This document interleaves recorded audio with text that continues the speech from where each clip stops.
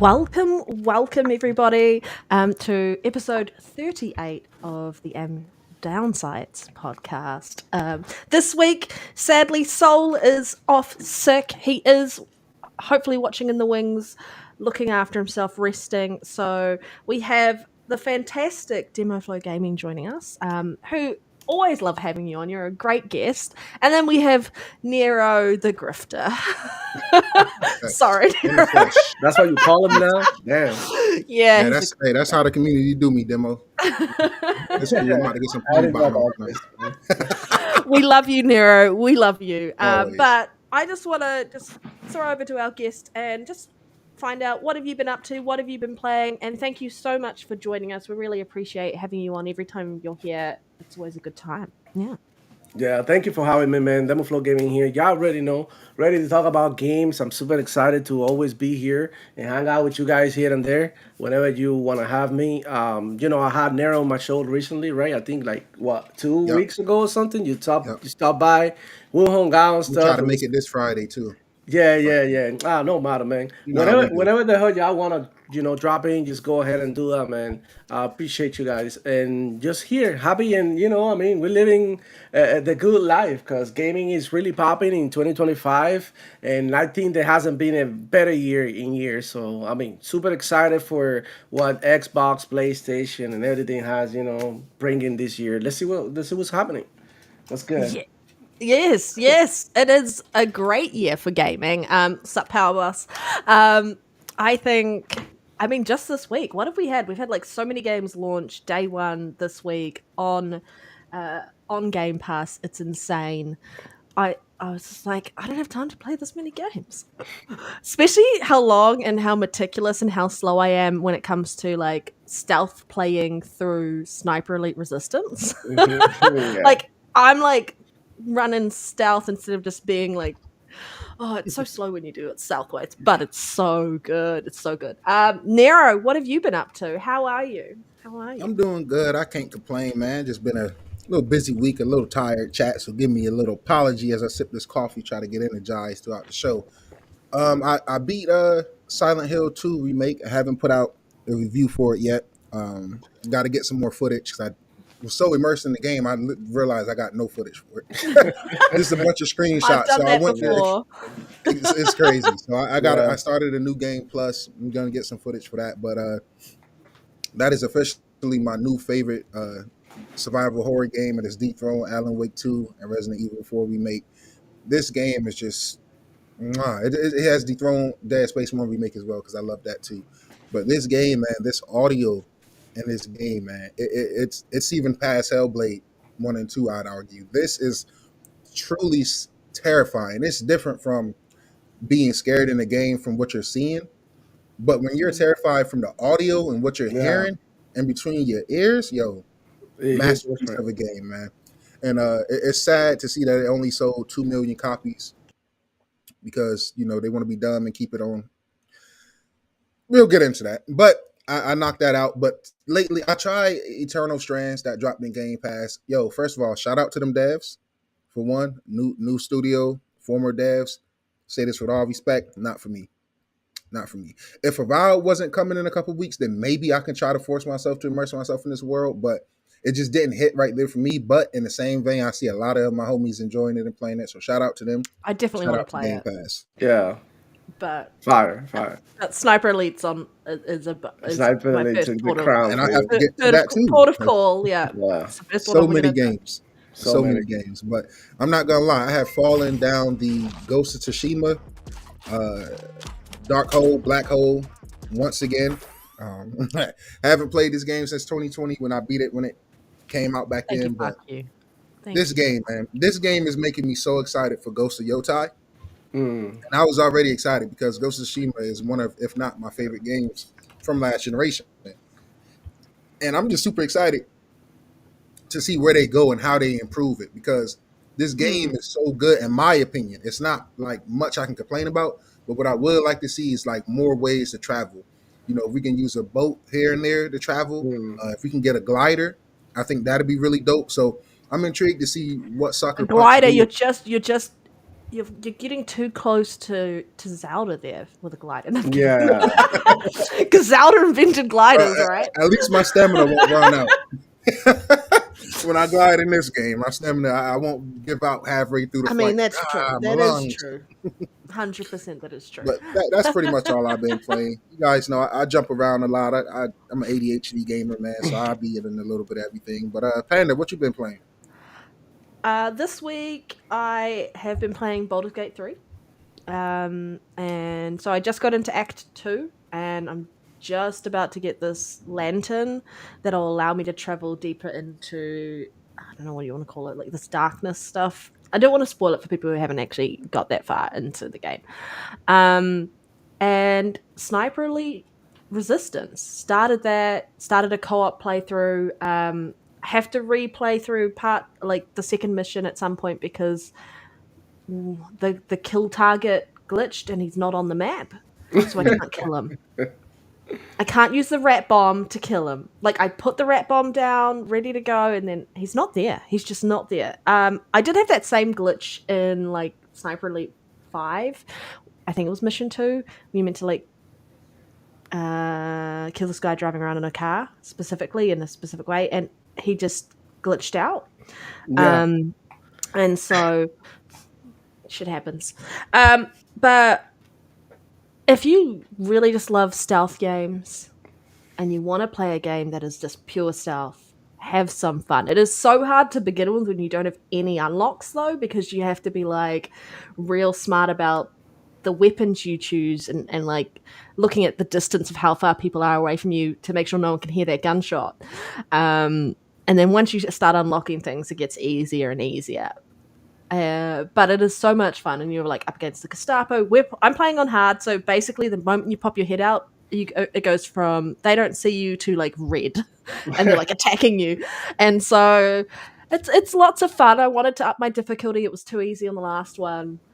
Snipers are insane. The opposition snipers are insane. I'm not playing authentic difficulty because that's just a bitch. Yeah, you wouldn't want to do that.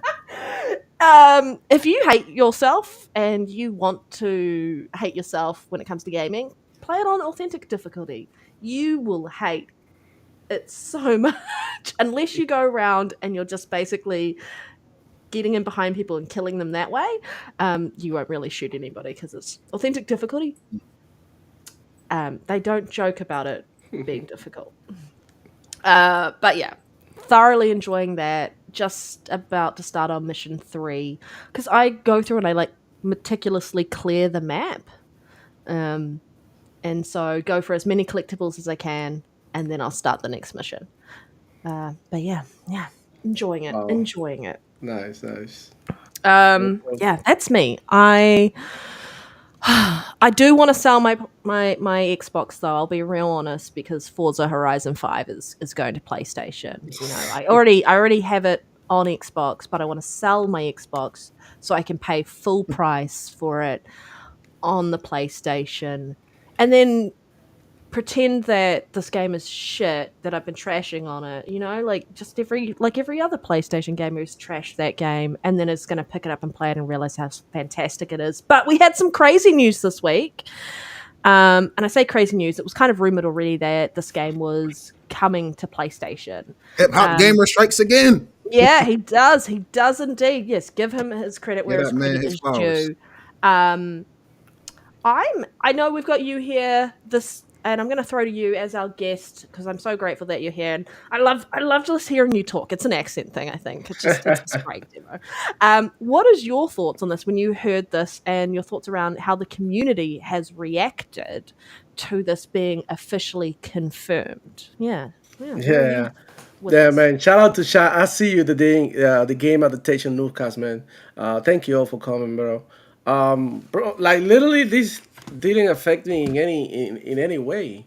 I continue about my day. Everybody knew that this was coming. The rumors were popping for a long time that Xbox was trying to put more games in more places. And as you were saying, we still get the better deal, right? We still get our play everywhere thing that if you have an Xbox and you have Forza Horizon and then you play it on your Xbox account on your PC, that means that you're gonna be able to keep all your cars, all the DLC, and then all the microtransaction items that you may have, purchased in the past, all of that, and you can get it also in your cloud. You can get it. You can literally play this and continue the same game everywhere. That's one of the benefits why being engaged with the Xbox ecosystem is so amazing. And if you get it on PlayStation, I've seen some people who had Xbox before they sold it. Now they're on PlayStations. They play some Forza, so they have some items, and they questioning like, are we still gonna get our cars translated or transported to our account in Sony PlayStation? And sadly, that's not gonna happen. So if you one of those team dogs, like you're gonna have to grind again, and like Do you reckon get to that's play due play to some games. PlayStation still wanting some barriers between Xbox and them? Of Do you reckon that's course. why? Of course. I feel like Xbox, and if y'all listen to Phil Spencer, he said it very well. He said like, yeah, like we have no red lines. All these IPs and games can definitely go to PlayStation, but that doesn't mean that we're not gonna keep some stuff to ourselves. So, for example, games like Starfield, which I don't want to say that is coming to PlayStation or that is not coming to PlayStation because I don't really know. At the end of the day, I have hundreds of hours playing Starfield, so I wouldn't care if other people get to play it. In fact, I think that everybody should go ahead and experience that game because it's a truly amazing experience. I wouldn't even Mm, call it a game; it's an experience. It's like it's living the dream of being an astronaut and exploring the space and doing whatever the hell you want. yeah. Killing whatever the hell you want, being good, being bad, having sex, whatever the hell you want. So it is an amazing thing that I feel like some games they deserve the attention, and if somebody deserves some flowers, like Neto was saying earlier, is playground games. They been Oh, hustling they're really, fantastic. been killing it in every generation for us with Forza. So is they really need to like get some extra cash, whatever. Like it is what it is, man. The game Have is you ever, dead at the end of the day. How many more years Forza is gonna keep all those licenses for? So basically, Sony PlayStation may be getting the game for maybe a couple of years top because look at what happened to Forza Horizon 4. Or was it uh, 4 or 3 that got delisted or something? both Because 3 and 4. right, so these Actually, games all of them I think have been delisted if you right. haven't, if you don't own them. So all these games run for a certain amount of time. So after that time, like we got to enjoy this game for longer. We will enjoy it for longer. We did get the better price. Did play it at the moment that it was hot to play. So it's just like dancing Despacito in 2028, and thinking Yes. that you live in it. No, bro, you wasn't there when it came out. You weren't dancing in the club. You weren't grinding on some chicks. And this Yeah. is exactly what's happening. This is in the moment. And look, Sony PlayStation fanboys, they love talking about how, we wait for the games on PC, wait for the games, but now they're waiting. Now they're waiting for Xbox games, copying for Xbox games, PlayStation pages, news pages are turning into Xbox pages. Because as far as I know, Zubitech hasn't made a PlayStation post in like a week in like a week because they only talk about the good shit, the good stuff that might be beneficial to the narratives. But when you think about it, like everything that's going on with Sony PlayStation lately is like cancellations, demotions, failures, flops, turds, draining down the toilet. So that's just the way I see it. I feel like we going through some changes in gaming. I think there's some stuff that we're not gonna like. Some people who got like, this idea that gaming should be played a certain way, that you should play games a certain way, and all of that. That is changing because gaming is becoming more inclusive, more mainstream. And as a studio and as a developer and publisher, you want everybody to play your games. So it'll be really stupid for you not to do that, especially with like over 50 studios that Xbox has. So I feel like yeah, like mom taught me, like if you see Presley. somebody that's poor, you go ahead and share, and definitely they dry down there. I'm not expecting anything back from Sony PlayStation, and I want to say that here and making this very clear. The fact that they're getting those games, that's whatever to me. I already played. I didn't buy an Xbox to play PlayStation games or to hope for PlayStation games. So if you really want to do go all of that, go ahead and buy a PlayStation, right? If you really want to play these Xbox games, you want to be sure that you get to play this game right when it's hot, right when the song is dropping in the club, and everybody knows, like, you know what I'm saying? This is You Ain't Like Us, November 2024. You know what I'm saying? Like, it's not gonna sound the same in 2028. It's not gonna sound the same. So, I mean, whatever. It is what it is. I'm happy. I'm good. Chilling, playing I mean, Xbox, you already played the PlayStation, game, whatever. right? So, like, With my friends, we played. We did it all. I did literally, like, exactly. you know, yeah. And now Gran Turismo is screwed. Shout out to Power Boss. What up, my boy? Yes. Yeah. What's up? No, I didn't. I didn't. I was actually helping my sister paint her room yesterday, so I didn't play much video games yesterday, which is kind of sad because that's all I wanted to do. But I didn't see you show. I said, what was it? Make all games go into PlayStation 5 like indie, where it's delayed months later. Yeah, I think that's a fair point. I think that is a possibility that will happen. But I also know that they're going to be doing day and date, right? Um, and I don't know how they're deciding what ones they delay and how they're deciding which ones go day and date. I assume it's the ones that have always been established franchises that'll be day and date. But yeah, it's just a wait and see at this point because we're just seeing Xbox's, I guess, roadmap emerging bit by bit the further we go along in this generation as it keeps changing and shifting while they figure out what works and what doesn't. So yeah. Nero, Well, how are you feeling about knowing that you have the definitive edition available at your fingertips on the PS5 Pro? I love it. I can't wait to see what them DualSense features hitting on. I'll probably pick up the game on sale again over here. What demo said, I pretty much agree with everything from a personal standpoint, but I will play devil's advocate for the overarching Xbox community because I've been here. I watched the Xbox community stick together throughout the Red Ring of Death. I watched the Xbox community stick together with the disastrous launch of the Xbox One, and I watched us all stick together as we fought back to get to where we're at now with the Series X and S. Mm, The key thing is we was always together. Now the community is split, and I'm tired of us Xbox fans attacking each other yes. because people don't agree with the direction Xbox is going. Just because people don't agree with us giving up games don't mean that they're all of the names that they get called. You know, to me, that's kind of like some bitch shit. That's some stuff that ponies do. I think it's important that we hear how the community is feeling, and I think Xbox should hear. I don't think they give a damn because, you know, they're raking in that money.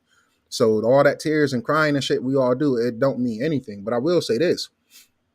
With the direction Xbox is going, Demo hit it on the head. It's change, whether we like it or Yeah. not.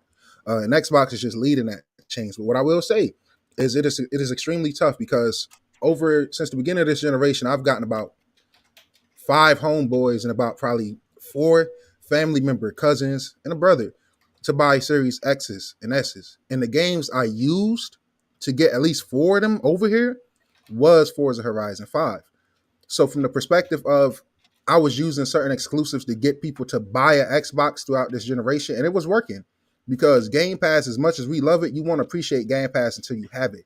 Game Pass is not going to sell and convince nobody to go buy an Xbox unless you already know how good that service is. So from that perspective, I understand the community. Like, you know, people can call me what they want, but I legitimately went out and bought a PS5 just for Silent Hill 2. That was the game that made me go buy it. Of course, I bought other games with it and shit and been enjoying the fuck out of it, truth be told. But Silent Hill 2 is the reason I went out and bought a PlayStation 5. That's not a first-party Sony game. You know what I'm saying? That's not a first-party Sony game. So from the perspective of if I want to play Wukong and if I want to play Stellar Blade, I have to go buy a PlayStation 5. I don't think it's unreasonable that Xbox fans are saying, hey, if the motherfuckers want to play Forza or Halo, they should have to go buy an Xbox. I don't think that's unreasonable. I think us as a community need to stop attacking each other. And I think Xbox themselves is responsible for a lot of the turmoil. And this is coming from somebody that loved the brand, but their messaging has been mixed. They do say one thing today and do it tomorrow, which is understand it's $1 trillion company above Xbox. They have to report. They have shareholders. They have to hit profits. They have to hit this, that, and a third. So from that perspective, I completely understand. And I'm tired of the standpoint from Sony and PlayStation fanboys, where it's, oh, where they're making money, they're making money, they're making money. I don't give a fuck. Xbox been making money this whole generation. I'm still missing some of my favorite third-party games. Sony has been making money this whole generation. They still can't get a live service game out of the fucking door if their life depended on it. So these Oh, all the companies live making service money, games, Xbox yeah, games, you know what I'm done. saying? So it's like these companies making all this money doesn't guarantee us as consumers is going to benefit in the end. We can hope that it does. We can pray that it does. But until we see the benefits, that's just some corporate dick riding shit. And it don't matter if you're on the Team Xbox, Team Nintendo, or Team PlayStation. Just because these companies is making money, we shouldn't assume that us, the consumer, is automatically going to benefit from it. Because people could say, well, Xbox is making more money, so they're going to give us more games. That is true. But if less people is buying your consoles, less devs is going to feel the need to optimize and put games on your console. That is just a fact. I just watched the Digital Foundry Kingdom Come Deliverance technical breakdown. It should be no reason why the PS5 is running at a lock 60 1080p, but the Series X is running at 1080p and dropping to 40 and 50 frames, where the PS5 is locked. The PS5 is a way inferior console on paper than the Series X, but that comes from these devs treating our consoles and our hearts and homes at Xbox like a fucking afterthought. Yeah. That's not cool. But when you start giving games away and people, because this is what people don't understand, right? I love Game Pass, but when I bought my Series X 4 years ago, it was not for Game Pass. I mean, my Series X, I started on the S before the X. So, y'all going this long pony bot monologue, my bad. Lord Roughness, we appreciate you. He said, why are folks still crying about exclusives? Xbox and PlayStation are telling us we're probably not going to see any more this gen. They are too expensive to make. And I totally agree, but it's really only one platform out of the big three that's missing key games and being skipped over time after time again. So I think Xbox people, we have to just stop ignoring their feelings, the ones that are feeling a type of way. Now, when you go to the whole, I'm selling my Series X and jumping off a cliff, now that shit I don't agree with. I'm speaking from the real fans, the ones that has been here throughout the entire generation. A lot of people are PlayStation 4 and Xbox One gamers. A lot of people wasn't around for the PS2, original Xbox, the 360, the PS3. They wasn't here through the thick and thin. So they don't understand what it was like having family members a split Thanksgiving table. Half of them is PlayStation people and the other half is Xbox. So now I'm trying to cuz you should get this Xbox for Gears of War and for Halo. You right, cuz that looked dope. I'm gonna go get that. But you should get your PS3 for Last of Us and Uncharted. You know what? You're right. I'm gonna get that. I think that shit right there is important because it pushes each company to think outside the box. Why should PlayStation have to go make something on the level of Halo when they have a Halo from Microsoft? It gives them room to sit back and be lazy. And I get it. Oh, Microsoft is getting 70%.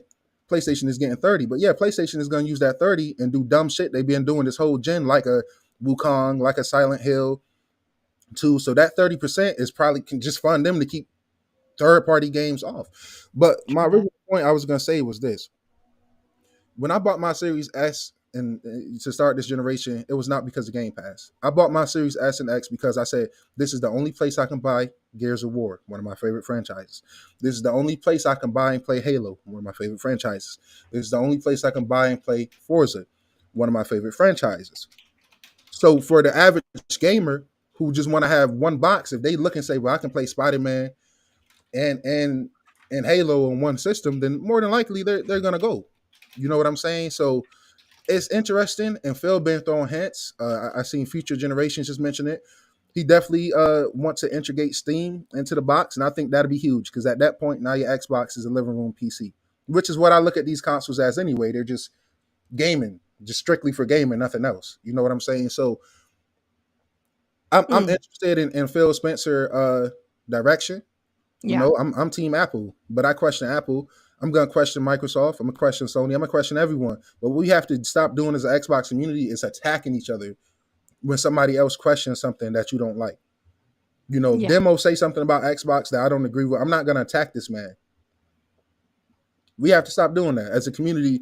We have to stick together. It's okay to question things, but we have to stick together and we have to be supportive. And there's nothing wrong with Forza and Halo and respectful. That's the most important things, guys. But There's literally nothing wrong with Halo and Forza and these games getting a new influx of players because, quite frankly, this is a hot take, but Xbox gamers, y'all don't appreciate what y'all have. You don't. I struggle to get people to come play Facts. Halo with me. I'm in a Facts. whole I Discord with mad Xbox gamers. I get it. People work, people got job, people got everything. I agree But with these you. same dudes that hop on Twitter and be in spaces for 10 hours a day, but won't go put 4 hours into Halo or Forza or Gear. So it's like y'all ignore these very good games we got. So I don't want to hear that crying and bitching when they go elsewhere. Just like PlayStation fans, y'all don't appreciate what y'all got. Astrobot 100%. is a fantastic platform. It is a masterpiece of a game. Take Jeff Keighley dick riding away, that game flopped. Sorry, not sorry. Mm-hmm. 1.5 in 2 months or whatever it was, that's Astro flop, not bot. And that Yep. is the Complete. good game. So it's seeming like the only people that appreciate their fucking games is Nintendo and PC gamers as well. They show up when it's time Mm, to support a PC exclusive, even if it is a boring ass shooter or some shit that nobody cares about. They are gonna go support it in drones. Nintendo fans are gonna support their games in waves. Like we see the sales. It's Xbox and PlayStation gamers who are invested in everything else but their first party games. But we sit here and want to complain and bitch when shit go elsewhere. So that's my monologue. People, stop attacking people for difference of opinions because I love Xbox, but I'm not gonna come dick ride them and white knight them to oblivion. Like everything they do, I just completely agree with. I think it is important to have your own identity. I don't want Game Pass to be Xbox entire identity because that's not why I fell in love with Xbox to begin with. Game mm, Pass started becoming popular at the end of last generation, and it's popular as fuck. I respect the service. It's a great service, the best deal in gaming. But like I said, that is not why I got my Xbox to begin with when I was 7 and 8 years old, arguing for my mom to go get one, my granny and them. And it's not going to be the sole reason I buy an Xbox next generation.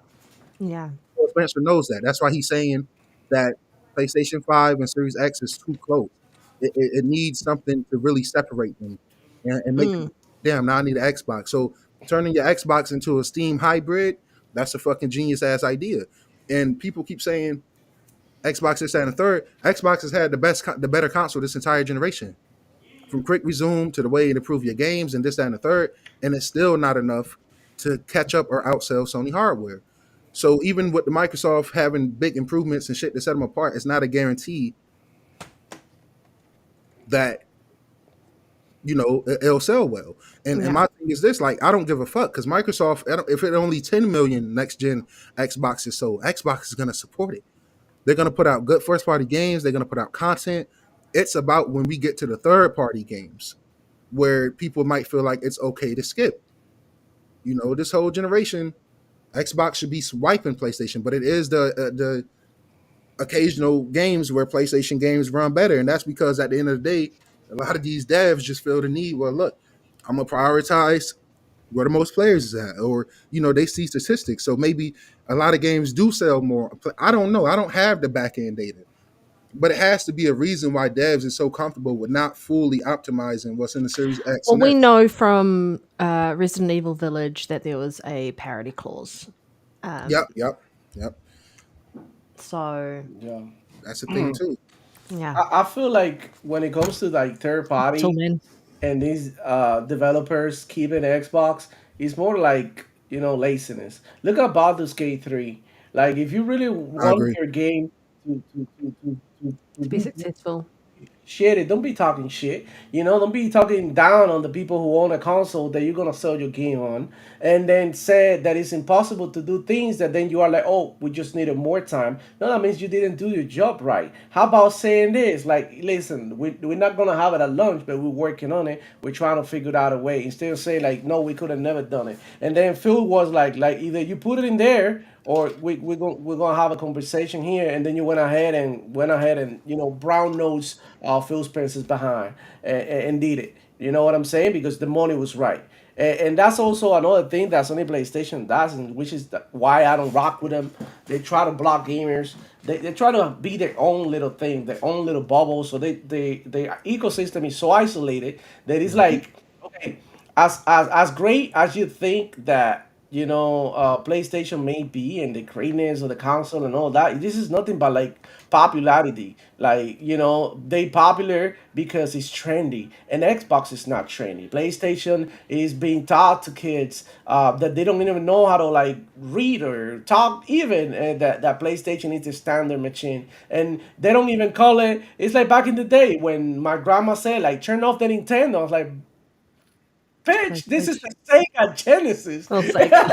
Yeah, I agree, though. My mum would be like, because "Turn my off the thing," and I'm grandma, like, "But it's not a right, she Nintendo." assumed, right, she assumed, rest in peace, that everything was a Nintendo, and she didn't know about PlayStation. She didn't know about like Sega, or she didn't know about like Atari and all these other brands that existed back in the day. So everything to her was a Nintendo. It's the same thing in the same culture that we're seeing in Europe, for example. Europe dominates, and not you that you live, on the other side of the world. You can tell, right, that it's different over there. And then having an Xbox is almost like having a like genital Up with wart. day. It's like, do you have one? Ew. You know what I'm saying? It's just funny. And I believe that this is a lot of stigma, because Xbox has a lot of games. And I don't know. I've been playing Xbox for a long time. I never felt any type of way because some people were playing God of War and I wasn't, because I wasn't really into it. I Hmm. wasn't really into it. So it was not Yeah. something that caught my Yeah. eye. I was happy with my Gears, Halo, and Forza. I was happy with my Killer Instinct. I was happy with my Godson of Rome. I was happy with like all these like games that people, that were like criminally underrated because of Mm. the stigma that Xbox had. And they just hated Xbox at the time. So now Xbox is showing you why Game Pass is so good. And that's why you guys don't understand. Though maybe if I put the games over there, maybe you learn that you can get it here on Game Pass. Because let's keep it real. The Trojan horse. Xbox is not trying to sell you games anymore. They're trying to sell you Game Pass. They make more money if you own Game Pass than if you buy games. Look, and it's a good deal for me until it's a bad deal. And that's just the way it is. Like right now, this is something that I said, people, bro, you don't know what you have until you lose it. Game Pass is such a freaking amazing. I played last year without even trying about 100 different video games, thanks to Game Pass. Like I was hoping, I was a whore. I was like literally in every bar. I was literally in every corner, in the back of every Chevy. You know what I'm saying? I was all over the place. I got to play 97 games for only what, $200? Think about it. This year only, it's more, it's cheaper to get an Xbox with 3 months of Game Pass, a Series X for $500, and you get it in the summer. Let's say you're a high school kid, summer is coming, you get your Xbox Series X for $500. With 3 months of Game Pass, you got 3 months in the summer that you can play Avow, Indiana Jones, Call of Duty, Modern Warfare 3, blah, blah, blah, blah, blah, everything. Everything. And if you have a PlayStation, what you have to do? Like, oh shit, I gotta get me a part time at McDonald's because I can't afford these games. Like it's coming, and sooner or later, the Sony PlayStation fan or gamer in general is gonna have to face that decision. Do we buy Mm. a first party, a Sony PlayStation game, or we buy Doom? Or we buy Perfect Dark. Or we buy Forza Horizon 6 that is rumored to be in the works. Because this is another thing. So Xbox, what they're giving you is like secondhand smoke. Like, y'all Sony PlayStation fanboys trying to get high. You're trying to get in the hot box. But you all here in the window. It's like a little crack through a window. Trying to get the smoke out the window. Like, trying to get Yeah. some tokes. You know what I'm saying? That's you right here, but you're not guaranteed. And they keep on telling you this is not guaranteed. Look, Microsoft is not. They're not nice. They're not trying Mm. to like come over here and hug Sony and be like, come over here and we're gonna give you They're a all these games. business. We're not getting anything out of it. Yeah, right, bro. They keep thinking they're gonna be like one day they're gonna be like, give me all of that. And you're not getting nothing, and now we own the world. Because that's the plan. That's what Xbox want. They wanna own the freaking world. And I'm with it as long as they give me a good deal. The minute that you screw me over, the minute that you mess with my wallet, that's when me and you are done. And that's just the way I see it as a game because as a gamer, I'm a consumer.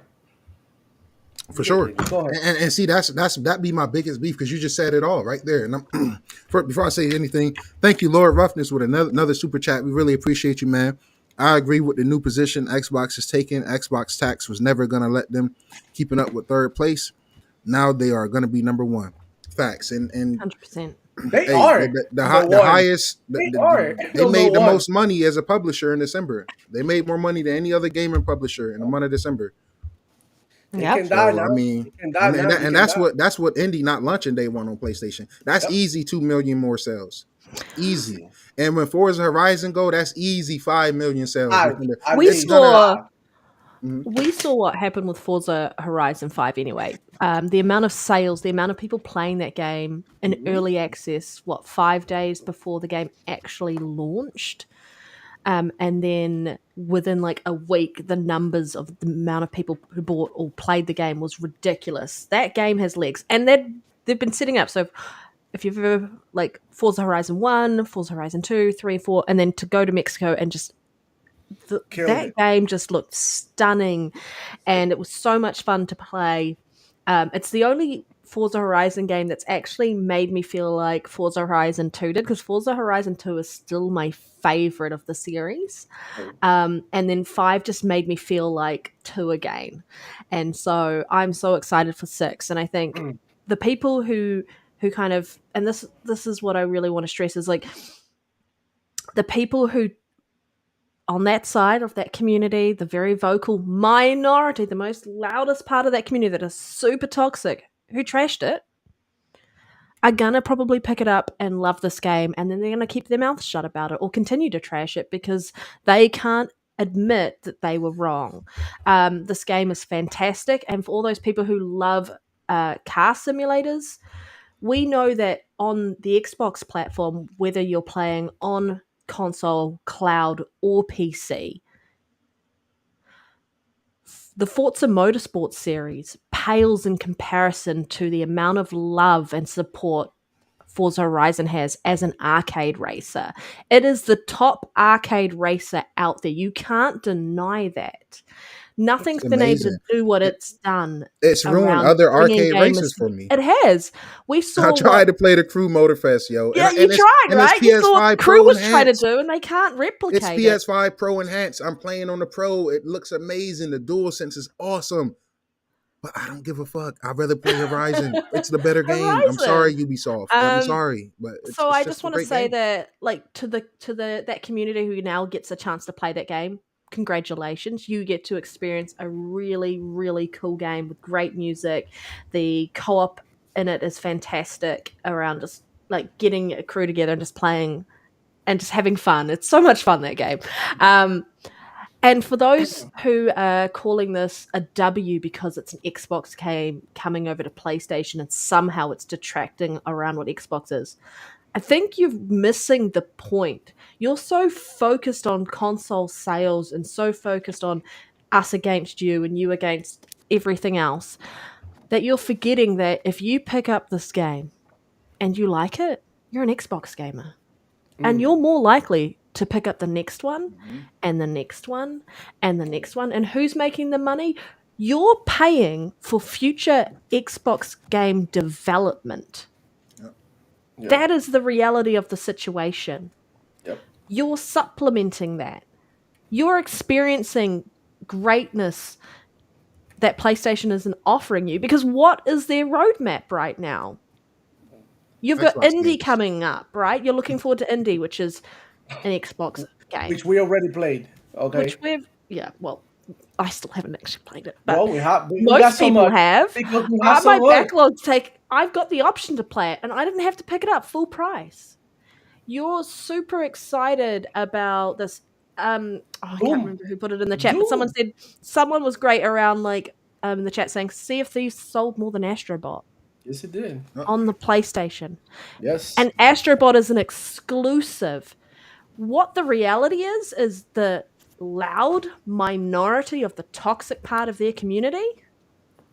Well, they don't play games. You are nothing. The casuals are going to buy the games. It's insane because the loudest Xbox fans that want to be the spokesperson for us They don't play are the shit. The ones. loudest PlayStation people that want to be the spokesperson for the entire PlayStation community. Well, we saw JTech's Doom gameplay, so yes, we know that he's And, shit at gaming. and those is the guys that these people look up to.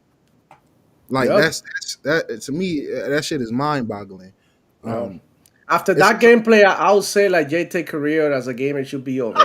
Yeah, And be like put out for to review be honest. or audience or something, like get your gameplay right, and then come ahead and try back again to talk about games. Why would you 'Cause, post that? Yeah, Oh, we all have Maz bad was- games, but that looked terrible.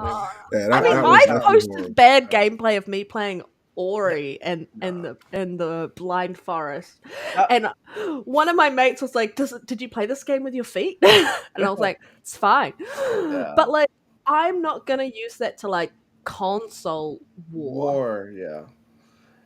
It was just like bad mechanics. Yeah. Like Nero knows, like zero movement. He was hiding in corners. He didn't understand the game. Mhm. I Man, wasn't. that shit made me want to throw my damn phone. I'm like, what the fuck am I seeing right here? I'm like, no way he's serious, but he was so serious. I didn't even know Doom had a crouch button. I did not know that, bro. I was like, bro, I didn't how even do know you discover it? Like, how do you even discover it? I'm like, bro, okay, whatever. Do you know what? At least he'll be able to play Horizon. That game easier to play than Doom. He could Yeah, at he's least gonna turn play that. every assist on. He's gonna turn the blue light, the blue little line. It's gonna turn everything on.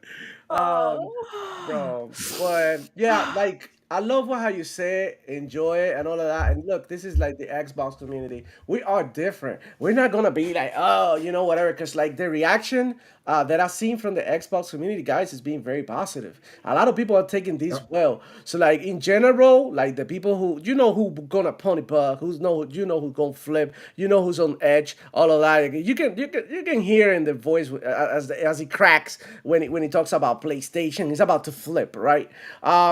But like the whole Xbox community sort of embraced it. And if you go down there to the announcement, a lot of people are like, "Oh my God, Forza on PlayStation, amazing! Oh my God, Forza on PlayStation is dope." Xbox guy being like, "God damn, I'm gonna be able to play with my boys like that have PS5." So that's another thing. I have friends that have PS5. That doesn't mean that I have friends that have ponies, and we get into console wars, and I make fun of them all the time in the phone. And it's like all good because we're not gonna get into a physical fight over video games. We're like grown up, so we talk about it. I clown them a little bit, they clown me a little bit. We have a good time, shake hands, bye bye. Y'all already know, but it's just like amazing. Now I'm gonna be like, okay, y'all wanna play some Forza? Let's get on the track together, and y'all gonna see how Need a fun it was, right? When I was playing it, and you were telling me that Forza shit, I'm playing Gran Turismo. I'm not like.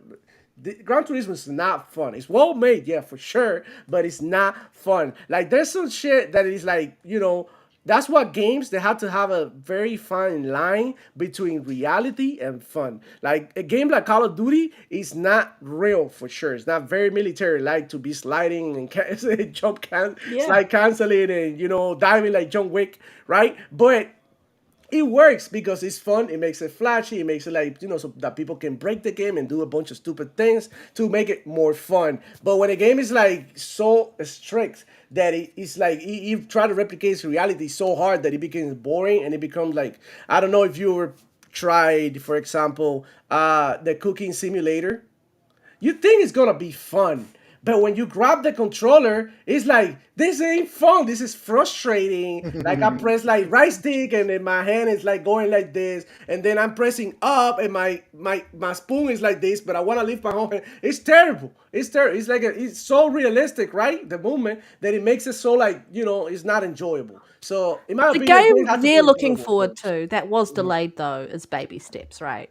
Yeah, Nah, that was yo, fun. I That just looked seen fun. footage of that, and I'm like, yo, We what- know who Nero's actually- picking that up day one on I Forza love no. by developing Pro games. Enhanced. Their games are amazing. No. Super fun. If anybody want NextGenNero to sponsor Baby steps.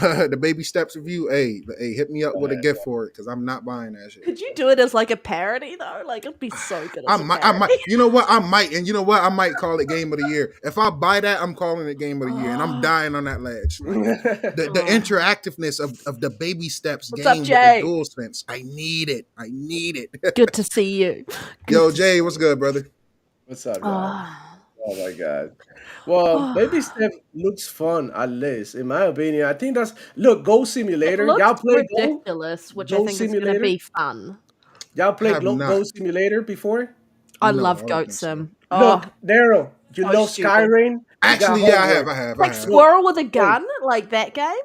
yeah. Oh, But I'm talking about Go Simulator. Go play Go Simulator, and it's on Game Pass. Go Simulator, I think it's 3, the latest one. And play the intro, and you're not gonna be able to stop. You're gonna have to continue at least for a good while, cause it's super fun. It's like dumb, it's clunky, but it's fun. Like that's what I'm talking about. Fun to sometimes play with, jank and is go up. just It's crazy. Yeah, great in a game. yeah, yeah. Yeah. It's the charm. It's what makes it more charming.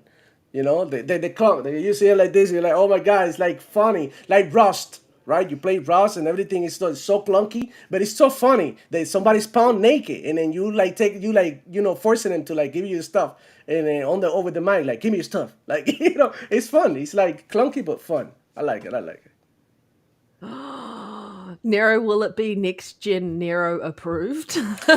Possibly, man. Possibly. Yo, shout out for IQ, man. He gave me some really dope fucking badges he cooked up, man, for my NextGenNero approves. Yo, I need some NextGenNero disapproves. People always ask me like, yo, why all your reviews so positive? Why your reviews you never hate a game? Because I don't Emma, play games I that's hate. If I why. hate a game, I'm not gonna play that. I'm not gonna play that shit. Like I'm sorry, I'm not forcing myself through shit I don't like just for the Yep. sake of reviewing it. If the review is not sponsored, I'm not doing this shit. Now, if somebody paid for the review and I don't like the game, fuck yeah, I'm gonna review it. I'm gonna shit on it. I'm gonna be honest about it. But nah, I'm not. I usually don't. If I don't Daryl, gel with something, there's too many games out here to force I, yourself to play anything you don't want to.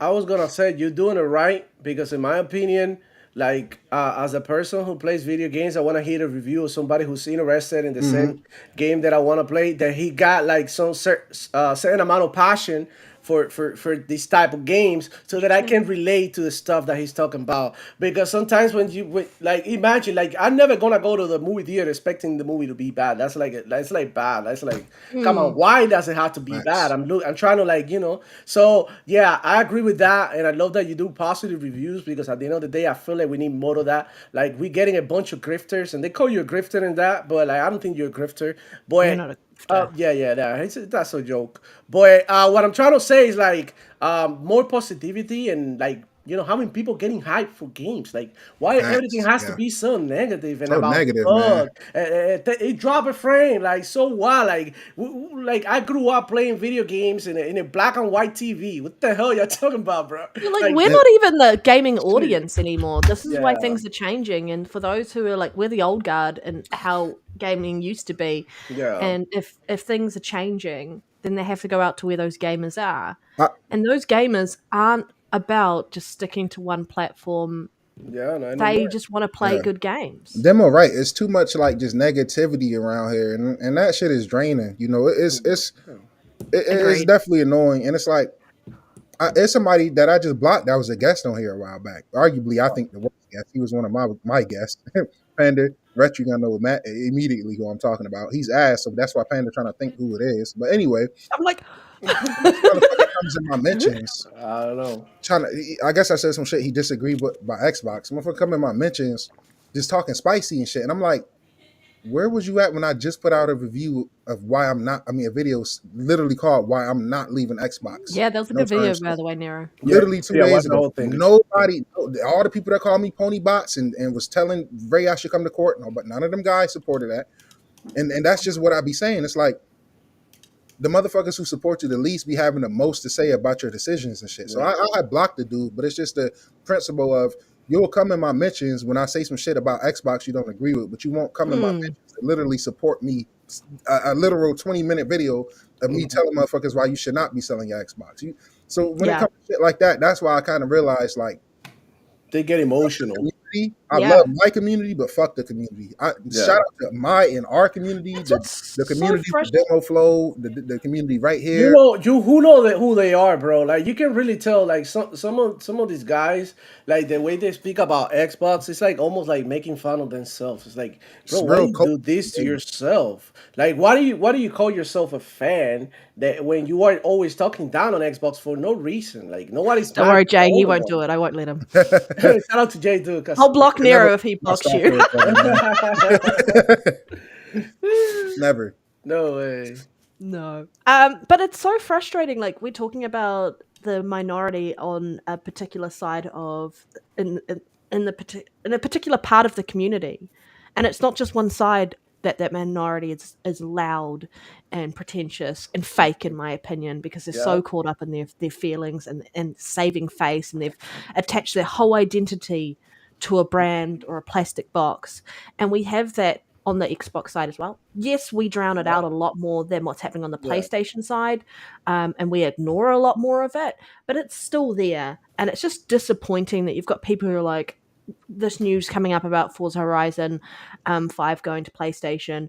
We know that there's other games going to go over to PlayStation that are Xbox, like, what pillars going over in that space, and they're like, oh, I just want to sell my console, I'm gonna go get a PlayStation. It's like, why would you go? You've already spent the money, you already have all the games there, backwards compatibility, play anywhere, Game Pass, quick resume, you can play them on PC. Why don't you go to PC? Because games are going to PC. Why is it that you want to feel like you're hurting Xbox by getting a PlayStation? Like, that's just petty. Right. That's um dumb. that's just Like when I bought my petty. Buy PlayStation 5 Horizon Pro, I 5. literally Yeah. bought that shit because I'm like, I want more games, not because Yeah. I'm fuck Xbox. Like, what Yeah, the like, hell are we doing fuck all here? this money that I've spent thousands of dollars over an Xbox. I'm Yeah. just gonna Literally get rid of all thousands. and then go start fresh on PlayStation. And I'm like, You know, you like can have a PlayStation, still own an Xbox. Like, the, why are you burning yeah. bridges for the sake of burning bridges just because you've attached your whole identity to Xbox and you feel like Xbox is not what it sold you on back then? It's like, Well, nothing is. If you look at history, everything evolves, everything changes Literally nothing over is. time. So many things are different.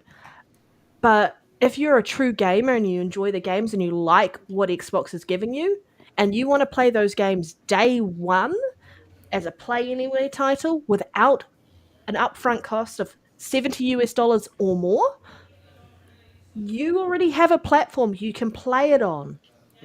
The thing that's happening with these games going to PlayStation is it's going to convince more people that Xbox has great games, and they're going to be more convinced around buying Game Pass because they can't afford both PlayStation exclusives and Xbox exclusives and third party games. And on top of that, and second party, they can't afford every single game. So Mhm. something's got to give. And if they still want to buy those games day one on PlayStation, then they can pick up Game Pass and play those games cheaply and still experience the greatness that is Xbox games. yeah. And that's the reality we're living in, is that's what's happening now. And people aren't associating themselves with boxes like they do for the younger generation. They don't care. They just don't care. We're the ones who care because we grew up in it. But we're now starting to see a shift of all of our minds and mentality and understanding what Xbox is doing. And if we want Xbox to stay healthy and be here for 10, 20 more years, they have to diversify, and they're going to get another community to pay for the games that we get to play.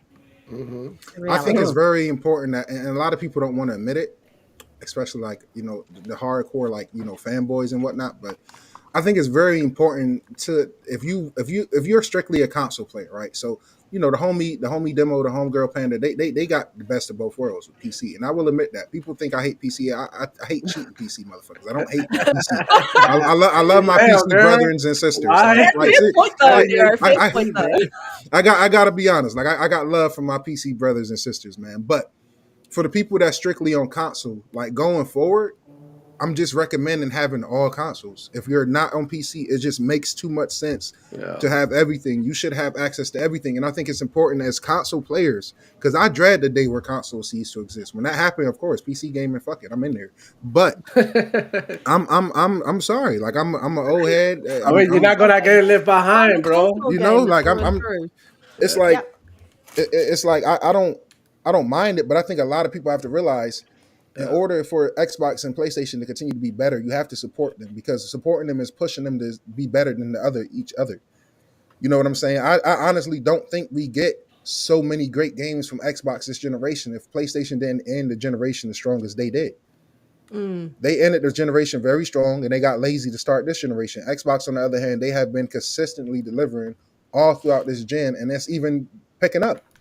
You know, Yeah. with Hellblade, Indie, Starfield, it's a lot of really, really good games out here. And if you think Sony is sitting back watching games like Hellblade and Indiana get critical acclaim, if you think the motherfuckers is not trying to cook up some shit right now, especially after getting burnt on all those multiplayer games that burnt to the fucking ground, if you don't think that PlayStation is gonna cook up some fire ass shit, and the only reason this shit is gonna get cooked up is because of what Microsoft has been doing.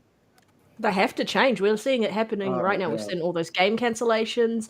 We now know Ben Studio has had some layoffs. Which sucks, because I love Ben. And we are also seeing what's happening with the structure over there with the higher ups in PlayStation. And so there's so many changes happening in that space because if they don't change, they're going to become irrelevant. They're dominated at the moment. The conversation around games is being dominated with Xbox games because all everyone's doing is talking about these games on Xbox and these games coming to PlayStation. PC doesn't care because they're like, we get everything anyway. Yeah, exactly. They're living high life. And then It might be bad of everything, but it's still everything. Because they got fans who support those IPs, and they have some great IPs. But when it comes to everything else around it, it's no longer this PlayStation versus Xbox side of conversation anymore. It's who's delivering games to you as a gamer and who's doing it on a consistent basis, and the games that you want to come back to and play again and again and again, not these one and done, because Forza Horizon 5 is a game you spend hours upon hours upon hours on.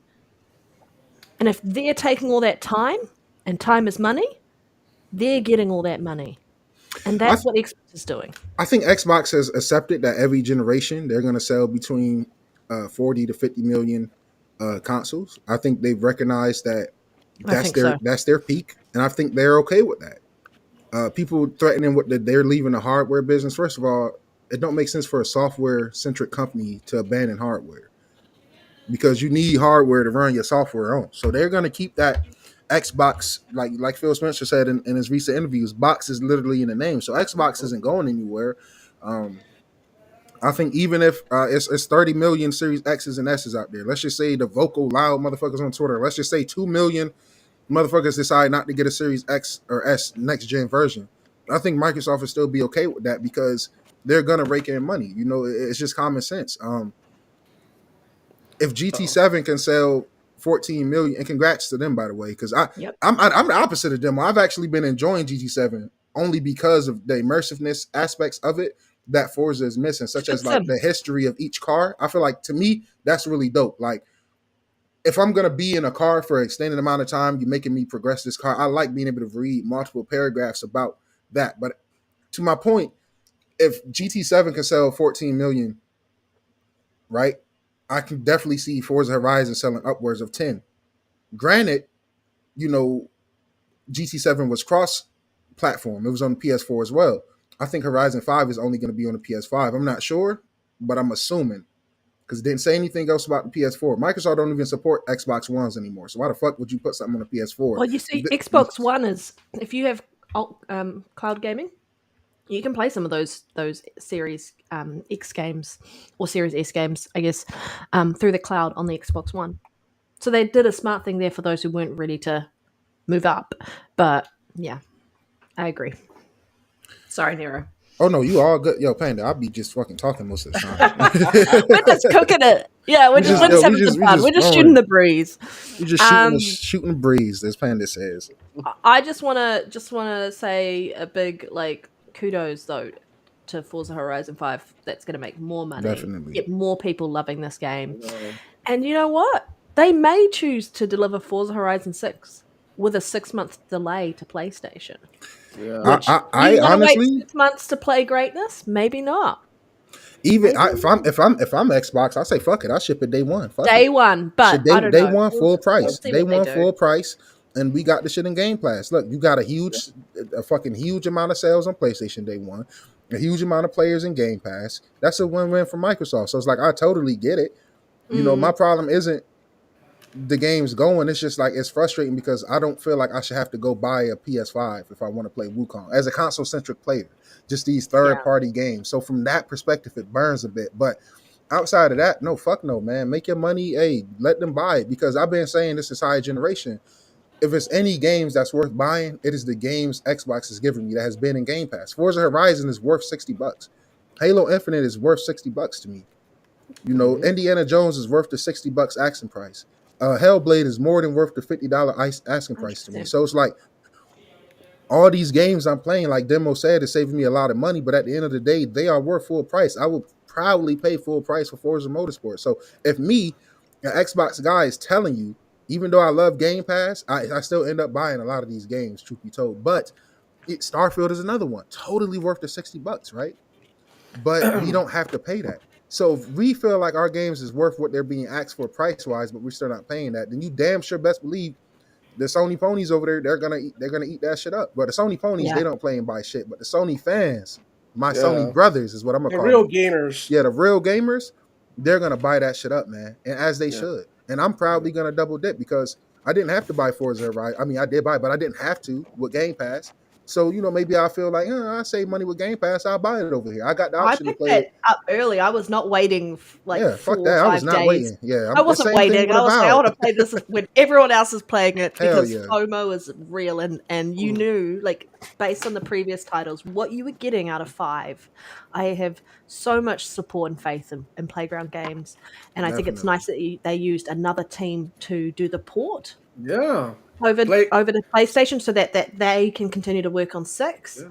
And the other team can continue to work on Fable. So I have so much faith in Playground Games. Yeah. And they're top. I'm gonna say that I feel like Xbox strategy is more like, okay, I know like guys like Nero are gonna buy it, but how do I reach the ones that never thought that they were gonna touch this game? And then how to grab them and make them spend money on the game. So I mean, while Nero is correct to an extent, like they know you're gonna buy it. Like if they put it in there, but they're trying to get people like that they're not really into games. For example, I'm not really into Flight Simulator, but I try it, on Game Pass, and it's a nice experience, and I can appreciate what the devs did, and I appreciate, what the game does, and try it out here and then. I'm not a big airplane guy, but it's dope that I can get to try it. So see, that's how you get somebody who's not really interested in the genre to try it, and maybe even get into it, because I didn't get into it, but what if I did? Right? What if I did? What if I tried and I liked it? Like some other games, like what is it, like Visions of Mana? Like I tried it, I didn't think that I was gonna like it. That they put it on Game Pass, and then I ended up finishing the whole game. I played like the whole complete. Like I Yes, really sir. focused on the game. I really loved it. Yeah. It was one of the games that I thought that I would never gonna play because it was cheesy. So I gave it a shot because I'm an open-minded gamer and I try new games all the time. And I ended up liking it. And I was like, hell yeah, this is my shit. So I'm looking forward to the next game, and I'm already a fan of the franchise. So that's how you, like what they're doing is trying to get the people who think that they don't want to mess with Xbox and bring them over here, making spend money. Like PlayStation guys, they say I'm never gonna get an Xbox, right? You're never gonna get an Xbox. It's okay. It's okay. We give you the You're gonna games. get an Xbox game. Exactly. And look, this makes Xbox timeless. You know why? Because in case that consoles change, because they're definitely gonna change and they're gonna become something else in the future. Because there's no way in hell we're gonna continue with these big ass boxes as technology advances. We got Rogue Allies now that you can like freaking Steam decks that you can deck on your TV and play games like we never thought it was gonna be possible. Yeah. Right? And shit's happening, technology is advancing, so consoles are bound to move forward. Computers too. A lot of people are thinking that computers and PCs are gonna stay the same. No, some shit's gonna happen. Maybe one day they come out with a model that you don't need a graphics card, that it does like quantum computing. God knows what the hell is going on, bro. Like, it's too much, and everything can change. What I can tell you right here, right now, if you wanna be up to date on your gaming, you need to be in contact with Xbox, because at the moment there's nobody pumping more games out than Xbox, and Well, they were people top publisher for December, right? people eventually are gonna notice. Just starting to see the narrative in the media how it is, like like when it comes talk about Xbox and about their Yeah. games and stuff, like everything changed, Mm-hmm. sort of. So I think Xbox is trying to do all of that. And look, if they drop Forza Horizon 5 now, right, and they say 2027 new Xbox, right, and we're dropping the new Forza Horizon, but it's not gonna be on PlayStation, or it will not be on PlayStation for 3 months. Like, do you really think people are gonna wait?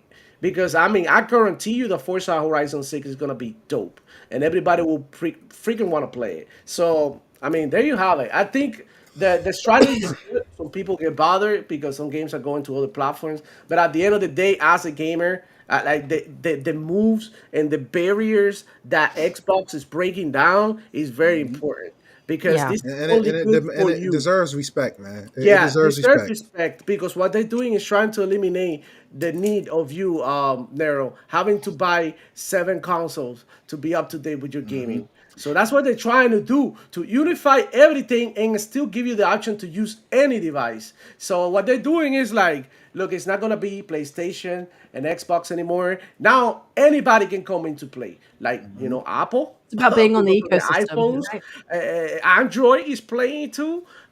We got Google playing too. Like enemies and friends are Yep. playing, and And that's at so the end, dope, man, and on the more broader scale. gamers are united. And for example, I want to play with my little cousin. He doesn't have a game. He doesn't have a console, for example, or my friends or whatever. Bro, you don't need a console. Just log in your computer in the browser, play off the cloud. That's it. I can send you a 15-day ultimate membership that they give you on PC to give out. PC Game Pass, and you can try it out and play off the cloud. And you know what I'm saying, and whatever. And we play. You don't even have to install the game. You can. I sometimes I'm playing Halo, and I have a friend who doesn't have it installed, but he still like joins my games, and he's playing Halo. I'm like, Joe, Mm-hmm. hold on, like, what the hell are you playing Like, Halo? Like, and he's like, no, I'm playing off the cloud on the phone or whatever. Like, well, you you look at die and you get off. what It Takes Two did and what Split Fiction's going to do, which Hmm. is basically you buy one copy and then your Yeah, friend can play with you and That join is you, so even though they dope. don't own the yeah, game. that's awesome too. That like a friend pass, a Yeah, the friend friend pass. pass. I think Oh, Yeah, that's that's dope. That's what they call fantastic. that. They Yeah, they coined it. call it a That is friend pass. amazing. friend pass. Oh Yeah. my Um, god, that's dope. I think that's Go, so smart. Ghost Recon does it too. Ghost Yeah. Recon Wow. Breakpoint does it too. So if you have had Ghost Recon and I have a friend, you can download it. If I invite you to the game, you can play. That That's is so what. Mm. consumer friendly, yo. Yeah, I absolutely that's what love I'm that. talking about. Like buying a copy of your game and then having access to that copy everywhere. That's exactly the way it should be. So breaking down those barriers, I feel like it's dope, dope, dope. I'm gonna be Very honest. I want to shout out my brother Demo and Power Boss if he's still in here because dope. I'm gonna put it like this, man. And people can call me a grifter. They can call me in the middle. They can call me whatever you want. Eat a dick. What was Because he I'm gonna going to keep it a buck. say? I'm now worried. Do Right. I mute him, I'm gonna everybody? say Do I this, mute yo. him? No, I'm kidding. Mutant facts if you do, because what I'm That's about to that's a say good I is wouldn't question. mute you, That's a good Nero. question by what Adele. what, We what gotta cover it later. yeah, Yeah, that no, that's a good yeah, question. Let me put that up yeah, there because I got to answer that. Power Boss is still yeah. here. Go. Yeah, Shoot. yes, Sorry. okay, okay. So I talk my shit about PC, but seeing how passionate Power Boss and Demo is when they talk about PC and how much it helps them with content creation and gaming and how it just brings Mhm. joy to them, bro, I can't shit on that shit no more the way I used to because my brothers love it. As I play Ghost of Tsushima, I'm like, yo, how can Xbox niggas shit on this and just say fuck PlayStation? I hope they cease to No, exist. When I play Halo, I no. play that and I say, how the fuck can PlayStation people just say fuck Halo and I hope this platform cease to exist? What's up, It Peter? is great. I say this to say it is all their platforms is great. They all have their benefits. And as a gamer, the older and more mature I get, it's like I see what Phil Spencer is talking about. Fuck those boundaries, yo. I'm an Xbox dude, but maybe I do want to play Indiana Jones on my PS5 Pro. Maybe I want to see what the dual sense is hitting on. Um, Yep. Yeah. That's I don't have full feeling in my right hand, so playing on the dual sense, feeling certain things when I yeah, can feel it in one, that to me that is dope. Whether it's walking through sand or walking through water, being able to feel that shit to me is dope. So occasionally it might be games where I'm like, you know what, I might buy this over here. But my right. overarching point is we should all start just embracing each other. I think the overarching gaming, um, the health of gaming is good, right? It's bad for bad people. So for Yeah, those writers out here who writing themselves into games and trying to appeal to this, that, and the third, it's gonna be bad for them. Their games is gonna flop. Their games is gonna get studios shut down, this, that, and the third. Yeah. But then you have games that's out here just super unique. That's proving people wrong. I never in a million years would have thought the studio that brought me Wolfenstein would deliver me Indiana Jones. I never thought that. So it's so easier to just become so consumed with negativity, like Demo said. Whether it's me talking shit about PC players because I got fucked up by them on a game or something, or talking shit about PlayStation because they do anti-consumer shit, or talking about Xbox for I don't know what the fuck people hate Xbox. I really don't. I really don't, man. Look, But I want to say, like, there's some people. Like, I posted something the other day. I think it was last night or the night before, whatever. And I posted like several reasons why nobody should be mad about Xbox. Like, if you have an Xbox, like, why are you mad? Like, you get all these things like quick resume. They want Game Pass. Great deals in the store. You get Play Everywhere. You get the cloud. You get like a bunch of good stuff, right? Like, and people were like, we really want to see Xbox burn. Like most of these ponies, they were like, we want to see really it burn. hate Like if you want to, I can pull it up in here. I want to see Xbox burn. I just want to see you burn. I just want to see Xbox destroy. And look, that right there, that just goes to show and I'm that these confused about guys that.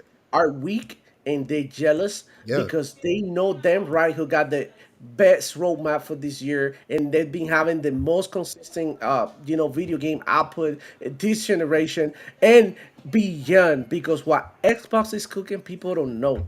They got a bunch of freaking studios. They got a bunch of like Watch, third party watch. deals that they do with these people, like like the one that they have with like what is it, like Expedition 33, Mm.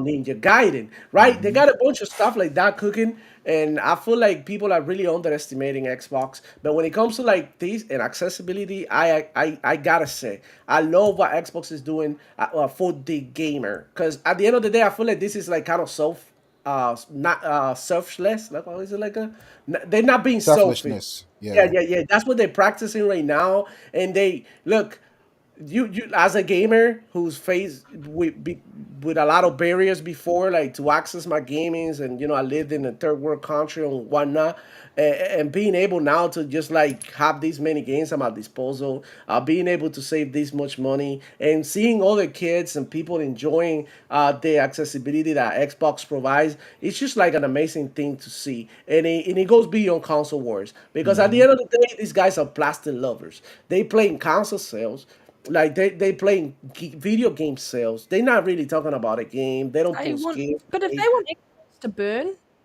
It's just then like, you don't have to play the Xbox To game. me, Like, I can't look at you as I a mean, real you're going to gamer. hear how many people are enjoying it, and you're the ones being left out at the end of the day. That's why I fell back from that shit, because I can't look at you as a real gamer. Gaming brings me joy. I don't give a fuck if you game on PlayStation, Xbox, or PC. there We're you go. gaming, and that shit is bringing us joy. So, if I don't like your platform, why would I want your platform to cease to exist when gaming is doing for you what it's doing for me?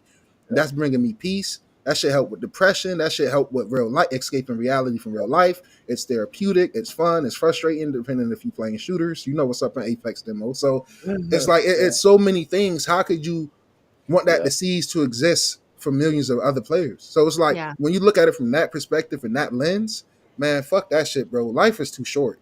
yeah, Life is I mean, entirely too short. we got that great question from Abdal114. yeah, yeah. Point. Let's go No. get it. Would you trade Game Pass to get exclusivity back? I think all of us are probably going to have the same answer, which Yeah. is no. No, I wouldn't trade Game Pass for nothing. Like this is the most beautiful thing I've seen in gaming. I've never seen Mhm. nothing like this before. And we had GameFly, we had Blockbuster, we got all of that. No, bro, nothing comes even close to what Game Pass brings. Like this week alone, we had two freaking amazing games. We got Eternal Strands, which I tried and I liked it. I know Nero didn't like it. He was just Mhm. talking about it, but I did like it, and I spoke to other people who like the sentiment around the game is pretty good, right? Like if you go to Steam and stuff, you see the reviews. Everybody is loving the game so far. We also got Sniper Elite. Mhm. We did get Ninja Gaiden not too long ago. We're about to get Avowed. So I mean, that right there, like Jedi you know, Survivor just launched into it as well through Yep. EA Play, so we just let, I, had that this week as let's well. If just you haven't say touched that, yeah. that out of these games without Game Pass, I that's a great game probably too. would have bought like one. out of Yeah. all of this because it's like what I can afford, what I can focus on at the moment. But now with Game Pass, is not a problem. I could like have all of them installed or can play it off the cloud at whatever time I want. So in I my would have opinion, never touched Sniper Elite if it wasn't on Game Pass. Mm-hmm. Never in a million years would have probably, touched it. probably. And pleasantly so glad that it was in Game Pass Yeah. because freaking love it. I know that day drops. I know the game drops from Sniper Elite, and you don't got Game Pass. And now, since you play this one, you're probably gonna be looking forward to the next one. And there you go, right there. The game's won a fan to the franchise, right? That it didn't have before. So that's the beauty of Game Pass, and that's why it opens up your mind and makes you try games that you never would have otherwise. So I agree 100%. I think the exclusivity conversation is just mute now and just void. It's not an argument anymore because if we want these companies to stay healthy and make money and these developers to make money and keep their jobs and keep making games that we love, they can't rely on one platform as a Mm-hmm. sole income source. It needs to go everywhere. If you need your business to stay healthy, you don't look at the money on the table and go, fuck it, we're just going to only take 1/5 of it. You want the whole bag in that sense. And so, yeah, Especially when you got the media and so many people against you as well. Sony can get away with not putting I mean, eventually they'll follow suit, but if they don't, I mean, that's easy to do when you don't have the media discrediting and knocking your games every step of the way. You know what yeah, I'm saying? Like that's not no fucking be making this shit up in our mind. No, it's the truth, and Xbox knows it as well. yeah. You know, in order for our games to get the flowers that it deserves, it has to go everywhere. We don't have that same grace as Nintendo. And to be fair, Xbox has to realize, and I think they have. This is why so much change has happened. PlayStation has been consistent.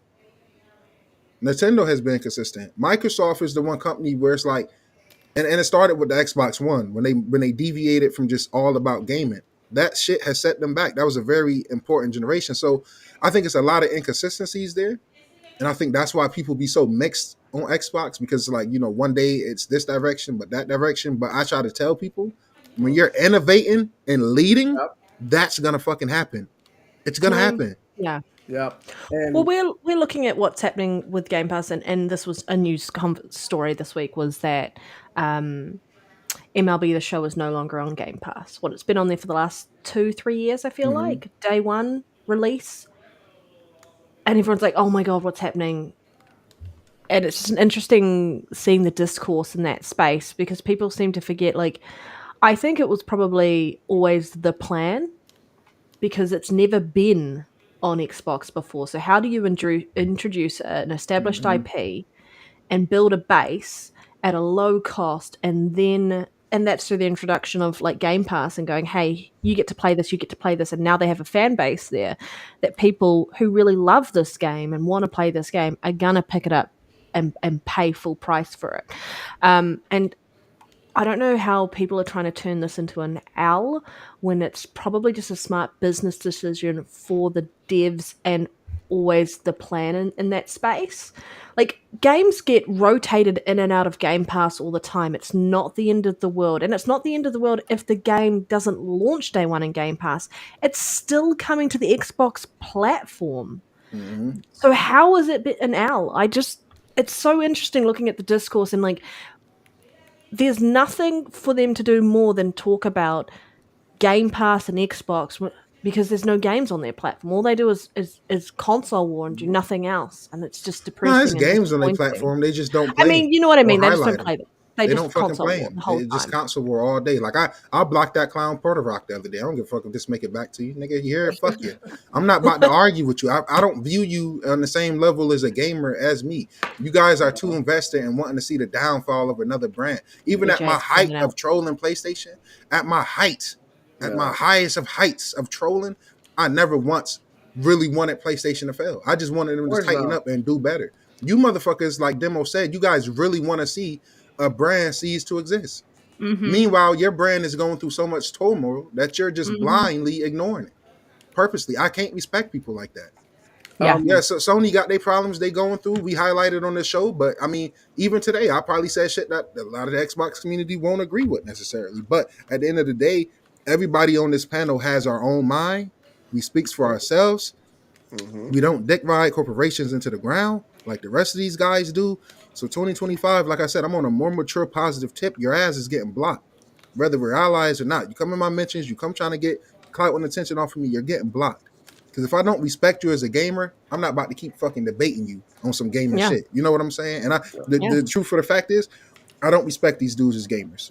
No. Like my end of the year wrap ups was surpass my PS5 end of the year wrap ups that I had since September, right? So September, no, not September, October, because that's when the pro launched. So October, November, and December, 2 months. I surpassed these motherfuckers with more trophies, more game time, and more platinums. Yeah. So it's like, what the fuck is you guys playing and doing over here? I mean, it goes to show that they don't care about any narrative that they say, right? They don't. Yeah. Because they're like, support the devs. And I'm like, well, if you really wanted to support the devs, you wouldn't care where these games went because it would support the devs. So you'd rather these devs go out of business, get laid off, they don't make any more games because it's so focused on what you believe is the correct way that the gaming industry should work or what it means to be a gamer, and you want to gatekeep it in that regard. Like, every fucking conversation we can have, we can prove that you're just false equivalent of any real gamer out there because you're really just a pain in the ass and you don't play games because you don't support the devs, you don't buy games, you don't actually do anything other than bitch and moan. We want to talk about positivity, even if it's not always what everyone wants to hear around the story or anything like that, but we want to talk about games with other like-minded gamers. I mean, we want to be honest about our games, man. Yeah, we do. And that's why I'm so happy that my boy Demo is a PC gamer. He's an Xbox gamer, but he has a PC that he game on a lot. So I'm happy about that because now when I play these PlayStation games, I have somebody to talk to. I can talk to Panda, I can talk to Retro because they have access to these games as well. Yeah. So it's like from that perspective, it's dope. Like, bro, people like the motherfuckers not get tired of downplaying shit. Like, you know how much energy that would have to take for me to come on here and consistently say Intergalactic. What was that next game from Naughty Dog? So for me to come on here from one of my they gave me Last was 1 or 2, one of my favorite franchises. Right? For me to come on here and have to downplay that every single day the same way MBG and all these Porter Rock sit here and downplay all these Xbox games, like, you can see it in their fucking face, bro. That shit is draining. It's tired. It's frustrating. Who wants to live like that? Yeah. Because the ends don't make sense. You're not getting the money that you think you're going to be getting from that. Like I said, most of the people that champion me from all that console war and shit I was doing, not once have they dropped the super chat in here. Not once have they gifted anything. Not once have they supported a review. You motherfuckers can't even share the review or like the review. So what the fuck am I expecting money from them for? When you realize that, that's when you start connecting with real gamers. Shout out to Tryhard. I don't know if he's in here. Yeah, I was on my console war shit heavy when this podcast started. You know, I was on that fuck Final Fantasy 16 shit because I'm gonna keep it a buck. I was hurt. When Final Fantasy 16 got announced, that shit looked so dope, and I thought that it was coming everywhere. They said time exclusive, this, that, and the third. But as time went on, I started having a resentment towards that because I'm like, that's bullshit. That's another game where I'm gonna have to be forced to go either become a PC gamer or go get a PS5, cooking in what I want to play these games. So yeah, I was on some fuck that game type shit. But Tryhard came in here every single fucking day with that Cleve, whatever the fuck Clive name is, profile picture, and he spoke highly about that game to the point where when I did get my PS5, I made it my duty to go get Final Fantasy 16 on sale, play it, beat it, and review it because of him. That's the impact that real gamers have. That's what we need to champion. Real gamers doing shit like that. I agree with that, bro. I mean, we're looking at what's happening with Ubisoft. Like, they've just announced another studio being shut down, right? Yeah. 185 jobs being lost. This is what's happening when the industry isn't healthy. And right now, it's not. There's so many games. People and the economy for the consumers is at a place where we can't afford to support the devs the way that we want to. We can't afford to play every game that we want to. And so if something's not living up to expectations or delivering on a certain whatever, like brand promise or anything like that, you're gonna see things happen like that, where the studio gets shut down. Ubisoft is in this, like, I feel like free fall at the moment, where they're trying to prioritize everything Yeah. and realign and restructure and do whatever they can to stay solvent and to stay here and deliver on the games that they want to deliver on.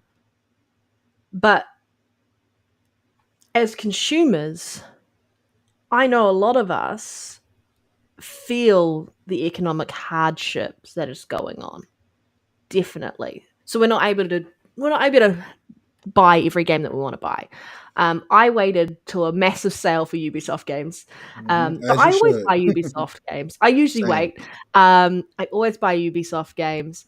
But I mean, the other side of the argument is we're buying these games for quality, and sometimes these companies, these publishers, aren't delivering on what they're selling us as well.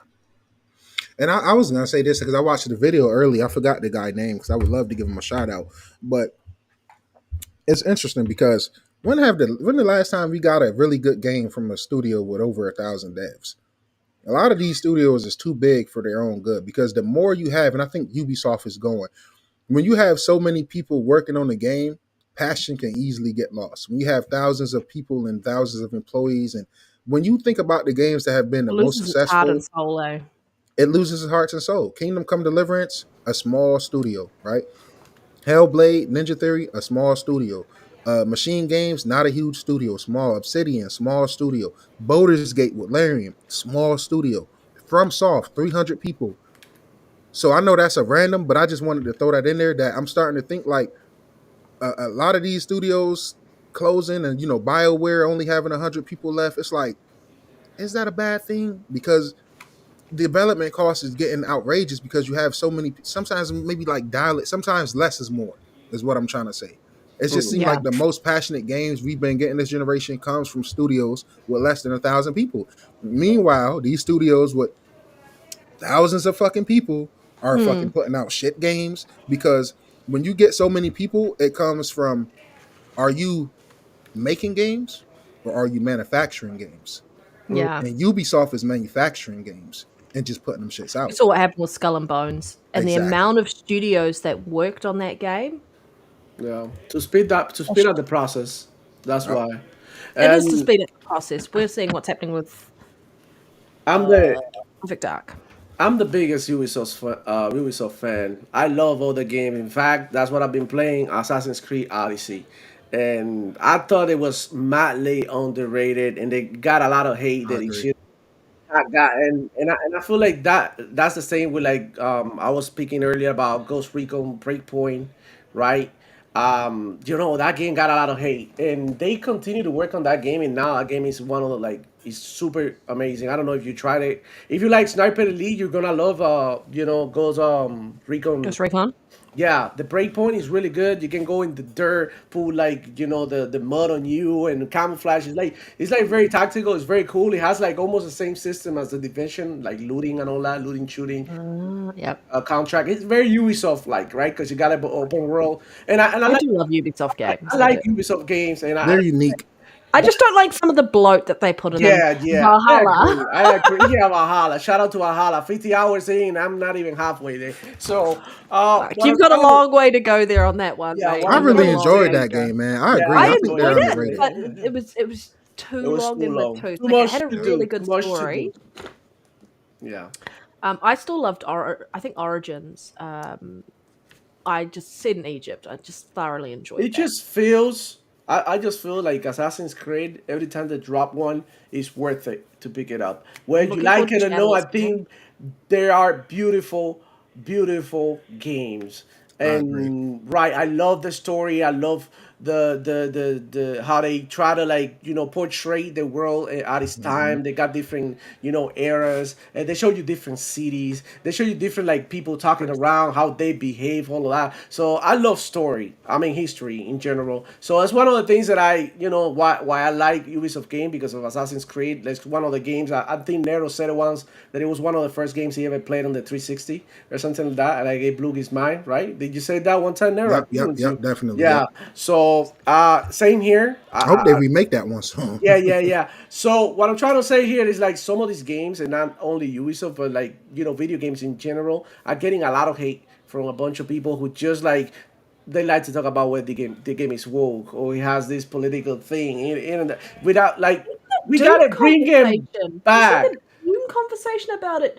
This is This a woke, woke like game because it allows more people to play because it's got accessibility options. And I was like, well, you could call wow, any game woke at that point if that's They your said they called it measurement. Doom the Because Woke any Ages. game that includes a slider for people who have bro, You're like welcome, color try hard. blindness, that's bro, a accessibility thing. It allows more people to play the game. yeah. People who and I'm like, so that makes that game woke. Like honestly, How like some that of the makes it more conversations people accessible. are having, Yeah, it fuck feels off with this like woke you know what bullshit. now when you go to a parking lot, you go to a store and you see the disabled parking, and you be like you standing there with like a big sign and say, "This is woke. This Woke, is woke. Woke." 100%, Like what the hell, 100 bro? fucking percent. That's crazy. So I mean, I'm definitely excited about Assassin's Creed Shadow. Yeah, I know a lot of people are like, I know I might not even buy it day one, but I'm excited because I want to see what it looks like, and maybe later on in this can I get it because I got so many other games to play that doesn't make sense to spend $70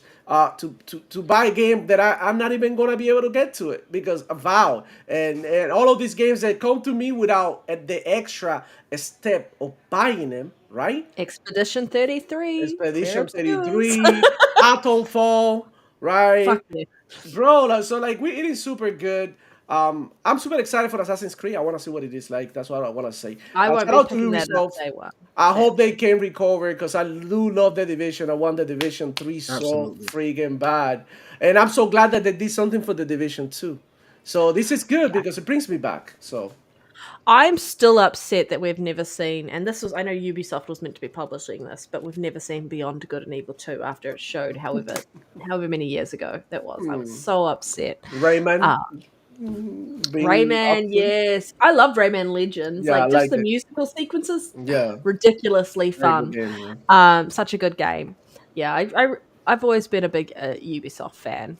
Yeah. There's no reason why you should hate them. I'll be like, Yeah. they popped out, they released a bad game, and you can say like, oh shit, that's a bad game, but that doesn't mean that all the games that they're gonna make they're bad Definitely because No. not. they had some definitely classics in back in the day, and even Valhalla in Mirage, right, was pretty good.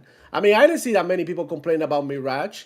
I thought it was pretty decent. And now, with Shadows, it's just like the controversy that you don't really need in a video game because you Just don't give us Splinter Cell, Ubisoft. Just give us Splinter Cell. maybe. Reboot it. I like that for sure. Yeah. They can do it. They can do it. I'm They pretty sure they can. can. Yeah, or Xbox can buy him and Hey, that'll be. I'm throw for it up. that too. Yeah. Ubisoft Plus. I know the game's probably cancelled, Becca, but I'm still upset about it. It still hurts my soul. Yeah, I mean they could, but I also don't think that they will be able to based off what happened because they put the cloud gaming side Maybe, of the but business with Ubisoft in order to get the CMA to agree for the ABK deal. So yeah. Lina Khan, is she still there? Oh, She's she's gone. the FTC, but the CMA was the big issue because Europe approved. Hmm. So the UK was the big issue for the most part, which might have been a conversation because there was a lot of stuff happening in between the FTC and the CMA, but yeah, Isn't that one of the topics you sent me about an acquisition talk I or something? I can't even. There were so many things on that list. Like we're not even going to get to them all. Yeah, Yeah. probably not. But yeah, like It's like this is so much to it, talk about in general it, overall. it was the Microsoft buying TikTok or something. Oh yeah, Yeah, It yeah, was yeah, that yeah. thing. via TikTok. Yeah, Yeah. yeah. And Well, welcome. speaking of that, might Yeah. as well get into some of the quick news sections. We're gonna go through those quick so we can touch on some main topics. Mm-hmm. All right. So first up, Avowed has been confirmed to have a 30 FPS, 40 FPS, and 60 FPS mode on the Series X. It has a 30 and 40 mode on the Series S, and I can almost guarantee that a 60 FPS mode will come later for that S.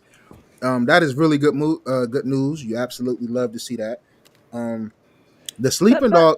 Go ahead, Panda. Anything to add to that? but like only PlayStation has 60 FPS at launch, right? That's what I Xbox told. has been sitting at 30 every time. Like, Mm-hmm. Anyway, sorry. Continue. Oh Yeah. no, that I was told the same thing when I seen that. I just couldn't believe it. I said, "Wait, did the Series X Pro come out or something? The Series S Yeah. Pro as Yeah. well? Like, I what we're wasn't getting aware. 60. Insane! I thought this was $30. So uh, next news is I'm excited about, but not excited as I would have been for an actual fucking remake or sequel. But the Sleeping Dogs movie is reportedly in development, according to IGN. Hashtag fuck IGN. We appreciate you for that yeah. Fuck information. IGN. Shang Chai stars Semi Lue, if I'm pronouncing Mm. that right, and it's set to produce and play that protagonist. So Wei Shane, I love Wei Shane. If I'm pronouncing, that's a great game, man. I don't know if you guys played that, but Sleeping Dogs Chat is usually on sale for I $5. started it, I got it and on Go I had years a ago. Hey, game nice. breaking bug, and I haven't gone back to it. Old Mm, game. Got it on Go. Remember, like games with Go? I yeah, got it that on great, I gold that got great, it. too. that I got great it on thing. gold too. Yeah. Love some good old But games yeah, I with had a gold. bug and I haven't gone back to it. Like I have to restart my playthrough, and I was like, Hopefully, this green light them to remake it at least. Maybe UE5 comes. I don't know. That'd be dope.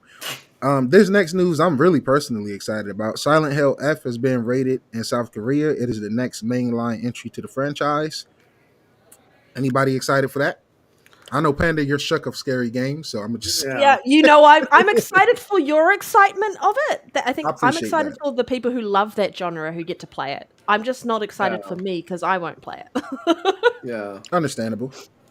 Not into horror games, but like good for everybody. By the way, on Xbox, you got a 3 hour trial of Alan Wake 2 with your Game Pass Nice. subscription. So, I mean, I know why they didn't want to put the whole game in there because you could have been done with it like the whole weekend. Like you just play it and that's it, you're done. Mm-hmm. And you wouldn't buy it. That's why they gave you only 3 hours. But whatever. Has Yeah. Alan Cheap Wake 2 ass. left? Has Alan Wake 2 gone to Steam? Because it launched exclusive I to don't the believe Epic so. Store, right? Put I it don't on believe fucking so. Steam. They Just put it definitely on need to do Steam. that. Oh, also, if you own Alan Wake 2, they are giving you Alan Wake 1 right now for free on Xbox. So make sure you take advantage of that. That's good. That's good. That's awesome. More shutdowns and layoffs. Ubisoft shut down another studio, 185 jobs Oh, we can, lost. yeah. For the last 12 months, we've been having to sing this story over and over and over. Sony Ben also laid off an undisclosed amount of workers. So Yeah, had a that's feeling. Close. unfortunate. I hope all those people land on their feet. Hmm. And it sucks to see, but Ubisoft got a lot of talent that just. I believe Ubisoft is full of talent. We should not blame the devs for what Ubisoft put out. It is not them. It is them No. suits, and it is the higher ups. I'm not one to come on here and defend devs, but those are some devs I would defend. Ubisoft Games does a lot of shit right, but they just need guidance. They need guidance from a Nintendo, from an Xbox, or from a Sony. Period. They just need somebody to come smack all that shit off the table and say, focus on A, B, and C. Let's focus on these three games, and let's do that. We don't need 1,000 Assassin's Creeds being worked on at one time. We don't need that. All right. And the next piece of quick news, guys, we have People Can Fly is co-developing Gears of War E-Day with the coalition. The devs announced on their official Twitter account for some reason, but the statement is dated 2024, although it is this year. I will say this: I've seen a lot of people laughing, making fun, saying, "Oh, they made the worst Gears." How fucking dumb are you guys? How uneducated are you guys? Do you guys not know People Can Fly co-develop Gears 1, Gears 2, and Gears 3 before they even got an attempt to make Gears Judgment? It's a reason they got trusted with making a Gears game in the first place, because of the hard work they did helping develop the original trilogy. You Hold guys on, got hold on, anything to hold add on. to that? Go Who ahead, Demo. said that? Who said that Gears of War Judgment is a bad game? Like, It's who fucking said idiots. that? The Who usual said that? suspects. The Like, usual suspects. look, Honestly, it was me. Okay, I said it. It was me. okay, Definitely was fine. Panda. I Fine. started the whole conversation, the whole Get out of discourse. here. What? Look, I'm not. You know what happened is that Gears of War Judgment is a spin-off. Sometimes people don't really want to get the developers and their ideas of what they have in mind. It was more action oriented and less about the story. It was more about like the hordes and fighting and completing stages and doing it in a certain time. So that was what the game was like. More about like the gameplay and stuff, less about the story. So in my opinion, I feel like it was a pretty good. It was entertaining. It was fun, full of action, which I love from Gears. So sometimes like. I mean, some people like me sometimes we skip the scenes, and we want to go back straight to the fighting. So people who like don't care that much about like watching the movie, they got the gameplay. So I don't feel like it was a bad game. I just feel like it got hated on because it was on Xbox, and that's just like the same with every game because I truly enjoy it. I still play it from time to I time. mean, for those who are complaining about like People Can Fly helping co-develop Gears of War E-Day, who fucking cares? At the end of the day, if the game comes out and it's polished and Yeah. it's good, like we're sick of games where they're coming out and they're releasing and they're not what they should be. They have breaking bugs. They have other bugs that are just ridiculous. That the game should have been delayed. But the more hands-on for doing this, and people who are familiar with the franchise, who helped develop the original trilogy and have worked with the coalition before, like, what's Makes the sense. issue? We know that there are multiple studios where they have dev teams working to deliver on an IP. What is it? What can I think? The initiative with Crystal Dynamics delivering on Perfect Dark. Like, why is this a conversation? PlayStation's done it on their end, but it's only a conversation when it happens with the Xbox. There's so much crap thrown at Xbox just because it's Xbox, and it just makes no sense. And also, like the fact that People Can Fly is working on the game doesn't mean that they directors or the main developers of the game. They could be working on something like, oh, get me the gun mechanics right, or get me like the walking good, or make sure that the heat detection is good. And like there's so many things to game development that it doesn't mean Yep. that they're working strictly on the story or the whole thing. Like they're leading the project. Your It's just support. like it might be just like character models. It might be like gun models, skins. Who know whatever the hell they're doing with Gears. We know we're gonna play for sure. Shout out to J Dude with So, that chat. He said Twitch game. Pew pew pew what's pew. in the cup, Panda? Oh, protein water. No Protein alcohol. It is water. protein Yeah. water and creatine. Yeah, protein water. What Yeah. does that even mean? You drink the So I, protein with water instead of milk, right? well, it's not a. It's like a protein shake, but it's not that like protein shaky stuff. So Oh, it's no. So yeah, it's basically crystalline. Got it. yeah. I don't know. It's Okay. delicious. It's this mango passion fruit flavor, and it's delicious. And it's me getting my creatine in and all of that. Me being healthy. I'm just looking after myself. Perfect. Yeah, that's what's in the cup. Okay, sorry, distracted. What is next? All right. Next, we have what Demo mentioned earlier. Microsoft is in talks to acquire TikTok. The only reason I'm well, not the only reason, obviously, but the biggest reason I'm pro this is because it would be dope to share clips directly from Xbox to TikTok, the way we used to be able to do with Twitter. So I think that'd be really dope. And Microsoft turned that shit into an Xbox goddamn social media platform. Every chance you get, every other video swipe, throw a Game Pass ad in there. Fuck it, why not? You own it, do it. Yeah. Any thoughts on that from you two? I would say quickly that it would be amazing because they could use TikTok as the biggest, like platform for advertising their own things, like you said, but also about like charging others for advertisement. Like ironically, Sony gonna have to pay for their advertisement on TikTok right here in the U.S. region. So I would love to see that. I would love to see them pay a little bit more for the marketing and those little dirty tactics, like not mentioning Xbox and the games that completely are coming for to Xbox and whatnot. Mm-hmm. So I feel like Microsoft can integrate this into gaming. So like could be like you could stream straight from your Yeah. Xbox. You could like like Nero was saying, like we used to back in the day with Twitter, right? I don't know what the hell happened to that. Like they removed that. That you could have send your clips straight to Twitter back in the day, but I don't know what happened with that. All of a sudden I can't anymore. So it's whatever. So Yeah. I mean, I think that'll be good. It'll be good. I think so. What do you think, Mm. Panda? Like, are you with it? Like, do you hate it or love it? It's only here in the U.S. I'm not on TikTok, so I'll be I'm not honest. on TikTok. Oh, I'm on I'm not TikTok. on But TikTok. I don't watch TikTok unless it shows up on YouTube Shorts. I'm spend so much time on YouTube. It's not funny. yeah, same here. But like, I think there's so many things to look at around the possibility of an acquisition in that space, and it's so much to talk about. which is why I don't want to talk about it. But it's just like if they did it, that would just be around the United States side of it. They wouldn't own anything to do with the algorithm or anything like that, from my understanding, around what this acquisition could mean. And so, who knows? I think it might help in relation to pushing Game Pass out further, Yeah.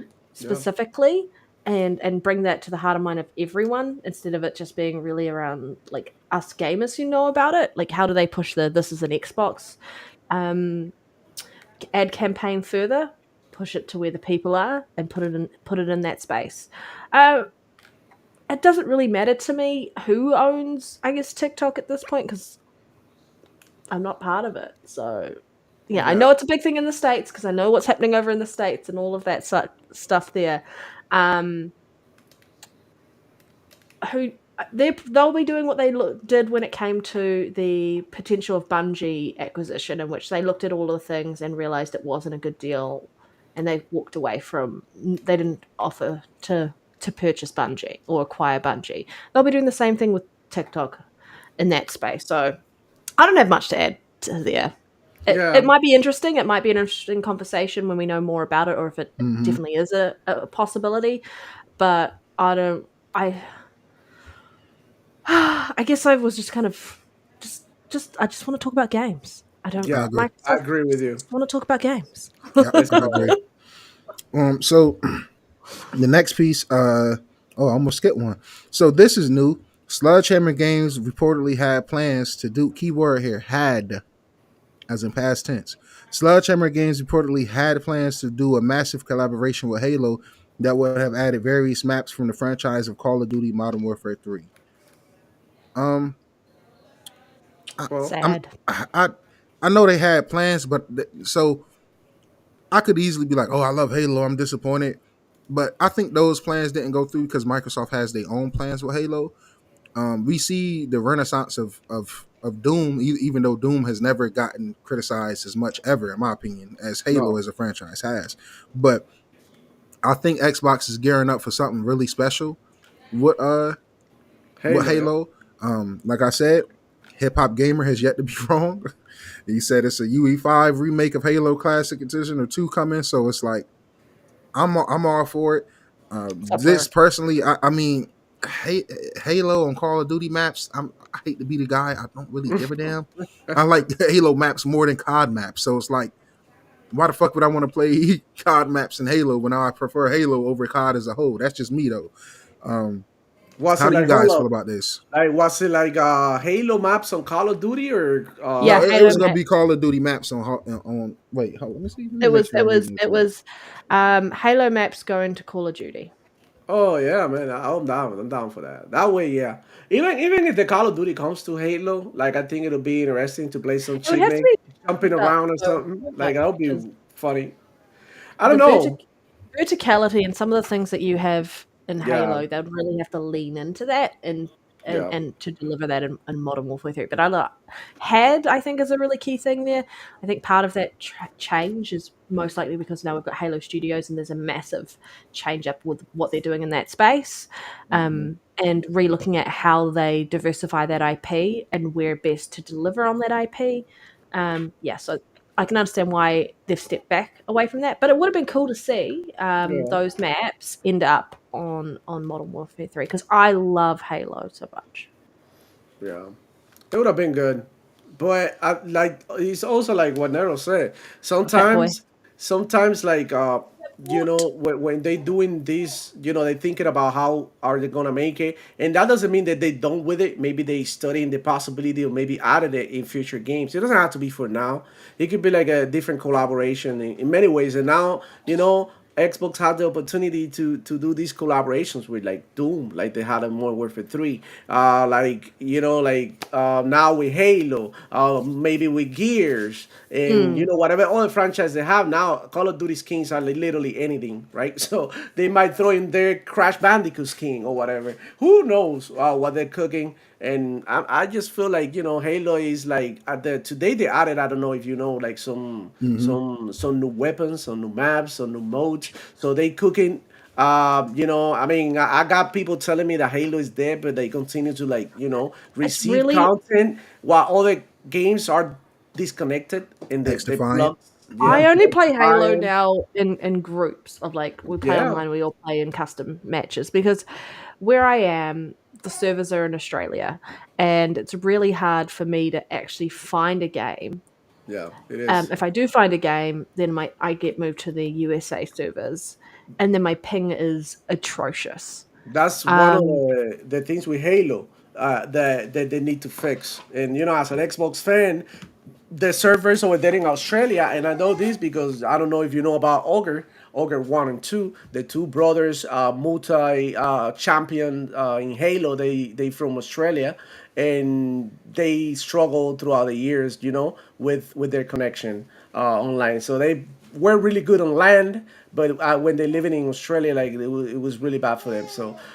yeah, So what I'm trying to say is like they really need to get the servers together, they and need to sort hopefully, it. hopefully they can sort it out. But at the Yeah, end I of the spent like day, 3 minutes waiting to get into a Team Slayer match the other night, but it was worth it because when I got in, I had such a blast. And I'm like, yo, this is just yeah, I continued just proof that like the Halo is fact that just you can amazing. walk around a corner and unless you're being sniped, you don't die instantly. Like that's what's so hard about COD is like you can walk around a corner, you're dead, and you're like, "What happened to me?" And then you have to wait for like the kill cam to understand how you died. And then it's some Whereas, bullshit on the skills on it anyway. yeah, Are you at kidding least with me? Halo, I have a shot to fuck you up. yeah, yeah. Halo, like the fact that you got seen first, doesn't mean that you're gonna get killed. Like in Call of Duty, if somebody sees you and you don't see him, like whoever gets the first shot literally like wins. But in Halo, it's more like the dance. You have to like strafe to the side, Hmm. jump, get behind the corner, and then you bait, you get your shield broken, and then you are waiting with a grenade when he's pushing you so that you get time to your shield to regen and things like that. It's just like so much tactics around that is incredible.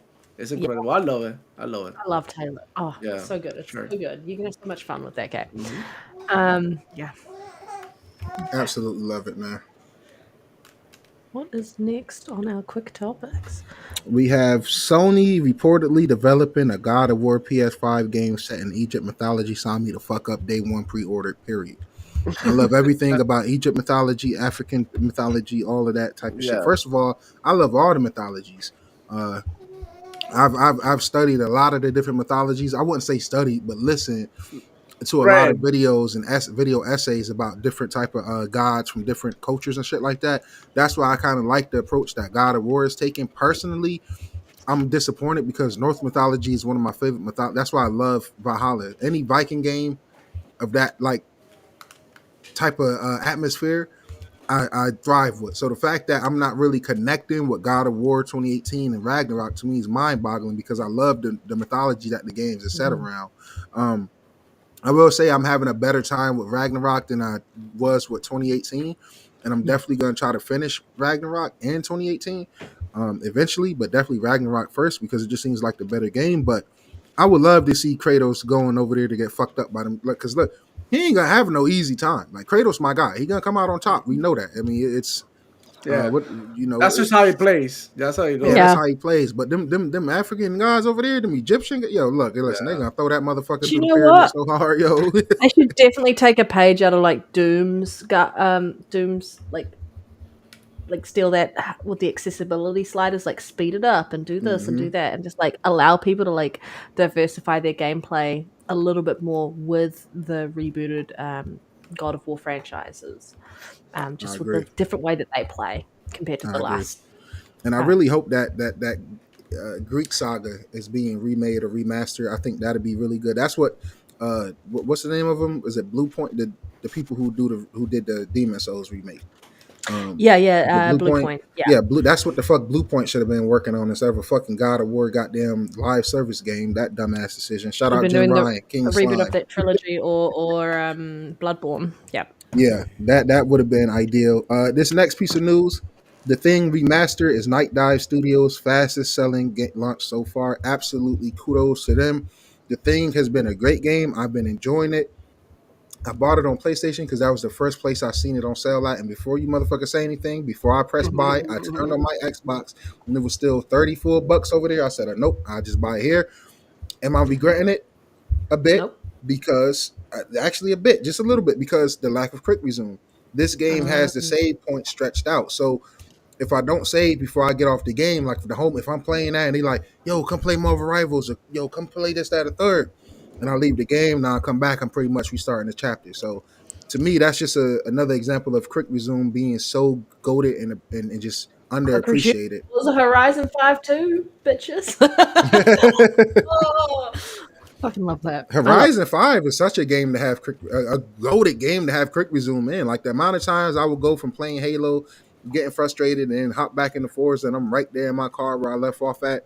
That's amazing. And not a lot of games it. handle the multiplayer aspect well with quick resume. So I'm confused of how well uh, Horizon did it. Yeah. Horizon would be in quick resume. You come back, obviously you offline, but the speed of it reconnect you is like just seamless.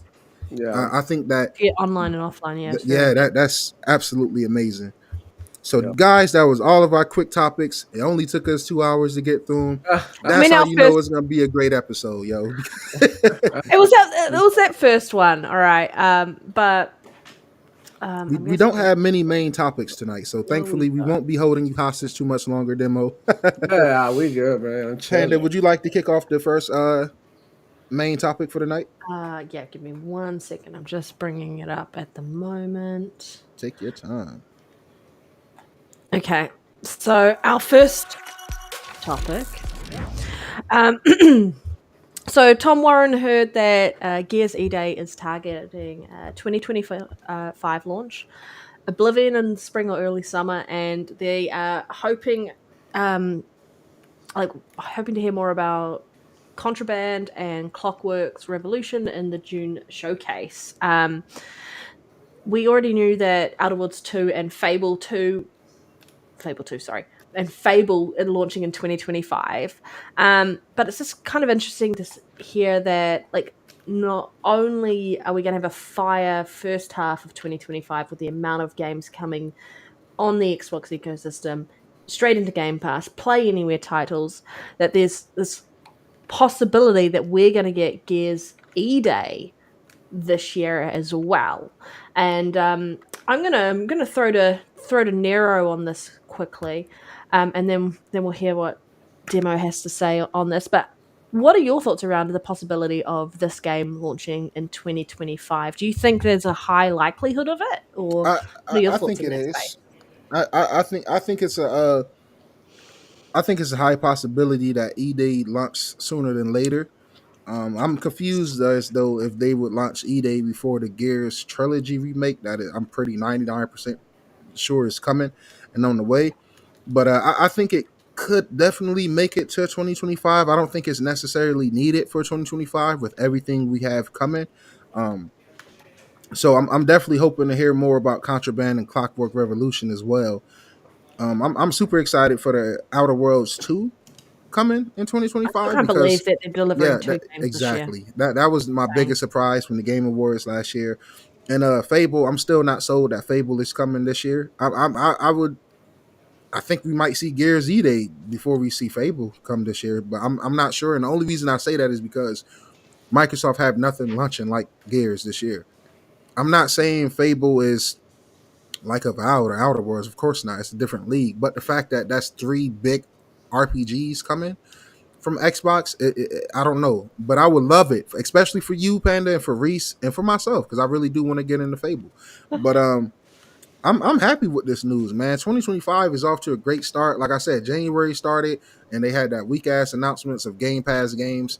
I'm like, oh, this not a good way to start the year. And then what we get a couple weeks later, fucking Ninja Gaiden 2 remake, UE5 banger masterpiece, stuff dropped in the Game Pass. So I think Xbox as a whole is off to a good start this year. I think 2025 is going to be a great year. Um, I think you got to have some holiday bangers. Mm. You know, you got to have some holiday bangers. So Fable and Gears, man, if that come this holiday season, and you throw in whatever Call of Duty come, it's gonna be a really successful and really profitable year for Xbox. And the dope part is like they're picking and choosing what games go. Eventually, all games are gonna go. That's common sense. But the fact that you about to have Indiana Jones and Horizon, Forza Horizon 5 and Outer Worlds 2 all going to PlayStation this year, I can't wait to see what those sale numbers and profit numbers is going to look like for Xbox at this time next year when we talk about it and it comes out, because these are some really good games that's coming to multiple places for people to play. And I also think that it's important to realize that Xbox has too much shit to not drop shit, if that makes sense. They have a lot Yeah. of games in the work. So it's like it would make sense for them, like, let's try to space games out, but you space out too much shit, next generation to be here. We don't have the problem that PlayStation is having right now, as of not having a roadmap. We have a roadmap, and then we have a roadmap of a roadmap. We have a roadmap of And everything that we know coming. roadmap has a backlog. Exactly, has a backlog, exactly. Because I always tell people, go back and watch Xbox Summer showcases from 2-3 years ago and look at all the games they announced we have heard nothing about. Those games is still in the work. Those games are still coming. So it's a lot, man. It's a lot, and I'm excited, and I'm super hyped for Clockwork Revolution. What are your thoughts on this demo? Oh man, look, I'll say slow down. I'll say slow down. No, I don't need no Gears on 2025. Look, I would love to see Gears of War. It doesn't matter the day, the month, the year. I think this is an amazing franchise, and we would love to see it. But man, like, where in the hell are you gonna throw it? Like, with everything that's going on, we're talking about 10 Xbox games dropping this year alone. Like, they promise a game every quarter, and this is like they over delivering at the moment. So I'm a little worried that all these games are not gonna have the room to breathe. So I would say, give these games a good like 3-4 month window between each other. That way people can talk about it, can, what I mean, break down the game, like go through the game, right? Actually, because I mean, with games like Outer World 2, for example, we're gonna be spending at least 50 hours in that game, at least. And now with Avowed, at least we're gonna do 30 to 40 hours with Avowed, maybe even more if we really get into like the nuances, like the collectibles, and if you want to do achievements, whatever. Like, we're not talking about like one and done 8 hour long games. We're talking about like RPGs, right? We're talking about games with multiplayer dropping, like Gears E-Day, and on top of that, Call of Duty also that every year dropping. The possibility of a new Halo even is in the works, and why not? So this is really scary as a gamer, because I'm gonna feel like, right now that I'm a new dad, I have 2 jobs at the moment, content creation. It's gonna be extremely hard for me to keep up. So Definitely. what does for me as a gamer is that I'm gonna have to stop buying some games. And I think that's what Xbox is doing. It's like, yeah, don't buy them. Be subscribed to Game Pass, and whenever you want to play them, they're right there. And that works for me. But yeah, super excited for Gears E-Day. That trailer looked amazing. It broke the internet. It was the flavor of the year. That show was so dope, and there's rumors about the June show being even better. Now remember, Xbox kicked off with the Xbox Direct, right? Developer Direct. Now they do ID at Xbox, right? The indie show, which is gonna be amazing. I can't wait to see, because they usually have, like, that's what Power came from, right? So anything can happen. So they got that, and then they release Doom, South of Midnight, all of that, and June showcases here. Then what do we have? Summer Game Fest, Gamescom, Mm-hmm. Tokyo Game Show, then Game Awards. Game Awards, maybe another developer direct, because like having this many games, like, Yep. we're It's a about to lot of have games. 2 or 3 developers direct this year. So imagine having 3 shows, maybe even better, because imagine a developer direct dropping a mystery game, boom, like they did this time. But the mystery game is not some, weak ass Ninja Gaiden. It's fucking eBay. And you're like, what? And then they tell you this is available in like 2 months or whatever. Like, come on, bro. That's gonna break the internet. So what I'm talking about is like greatness is ahead for Xbox. They pumping out the content. Like the Xbox community is being like, wow, like during the Xbox One era, y'all stay strong, Yeah. right? When they had no games, and now that they have games, good value, accessibility, y'all gonna like complain about this? I mean, we're talking about actual video games. This is actually video game news happening. While the other Subtell us. side is scrambling to cover their side because they don't know what to say. Everything is so negative that they don't even want to cover it. So they go ahead and talk about Xbox. And that's what's happening. So yeah, 2025 looks amazing. We already seen we got like 10 games. Dropping. Xbox is dropping like 10 games. What we got? Think about it. Avowed, right? Aside from Midnight, Doom, Outer Worlds. Now they say E-Day. They even talking Fable. What the hell is going on? This is a lot. This is a lot for a whole year. And then Call of Duty, which you got to count on Call of Duty every year, and you cannot deny it. You can call it dead, you can call it broken, you can call it like there's a lot of cheaters, but y'all still playing. Y'all still playing because that bitch is number one every single week year in Circana. Every single month is number one on PlayStation and on Xbox. So I mean, the only place that Call of Duty doesn't shine like that is on Steam. That is usually like fourth, fifth place, seventh place, something like that. Because Steam got so many like games coming through that is insane. And the PC community is crazy because sometimes something like Hello Kitty is number two. I think now, below Spider-Man and over Counter-Strike or some shit. I'm like, what? Hello Kitty game? Like, PC dudes are crazy. Y'all cook. So whatever. That's the beauty of it. I love to see it. I want to see what they bring this year, and this is for sure one of the best years that we're gonna see in gaming. This is gonna be way better than 2024, like guarantee already, guarantee. 100%. In my opinion, yeah. Just look at the games that we've got as Yeah. a cadence. Like we've just had Sniper Elite release, then we've got Avowed, then right after that we have Atomfall. Midnight, then we've got on the way. Clear Obscure, then we've got Doom, and this is like month, like all of these games. And that's on top of everything else that's launching into Game Pass and anything else that's coming to Xbox. And so it is massive, the amount of games that are available to play. Gears E-Day, I think push that to next year. I think so too. I And it's crazy as Xbox fans, Yeah. we're saying push it to next year. But I mean, you don't want to do harm to these games by having so many to the point where people might not be able to fully appreciate it because we're fucking playing a fucking Ninja Gaiden 4 and we're playing a fucking just so much things I can't even name. Like it's just it's crazy. You deliver Gears E-Day, and then you deliver the Gears 1, 2, 3 remaster to everywhere, right? That's what you should be doing because that's what prequel lead into this other game, other set of games for people who've never played the franchise before. Yeah. I'm super excited for Contraband. Whenever we hear more about that, and I think we're probably going to start hearing about it this year. I'm hoping we hear about Everwild this year. Yeah. Like what's happening with that? What's happening with Double Fine's game? There's been so many things.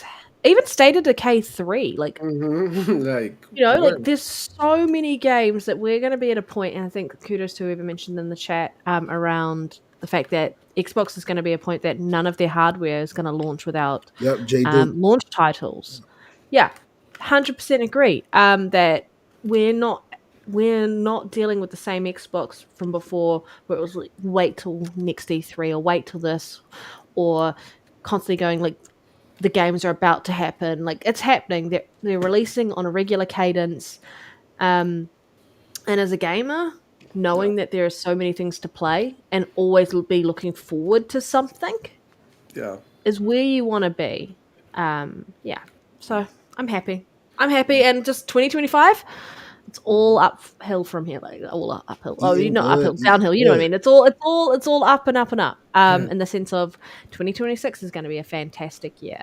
2027 will be another fantastic year. So we've got knowing that there's that many developers working on so many games, because Perfect Dark isn't coming out this year, most likely next year.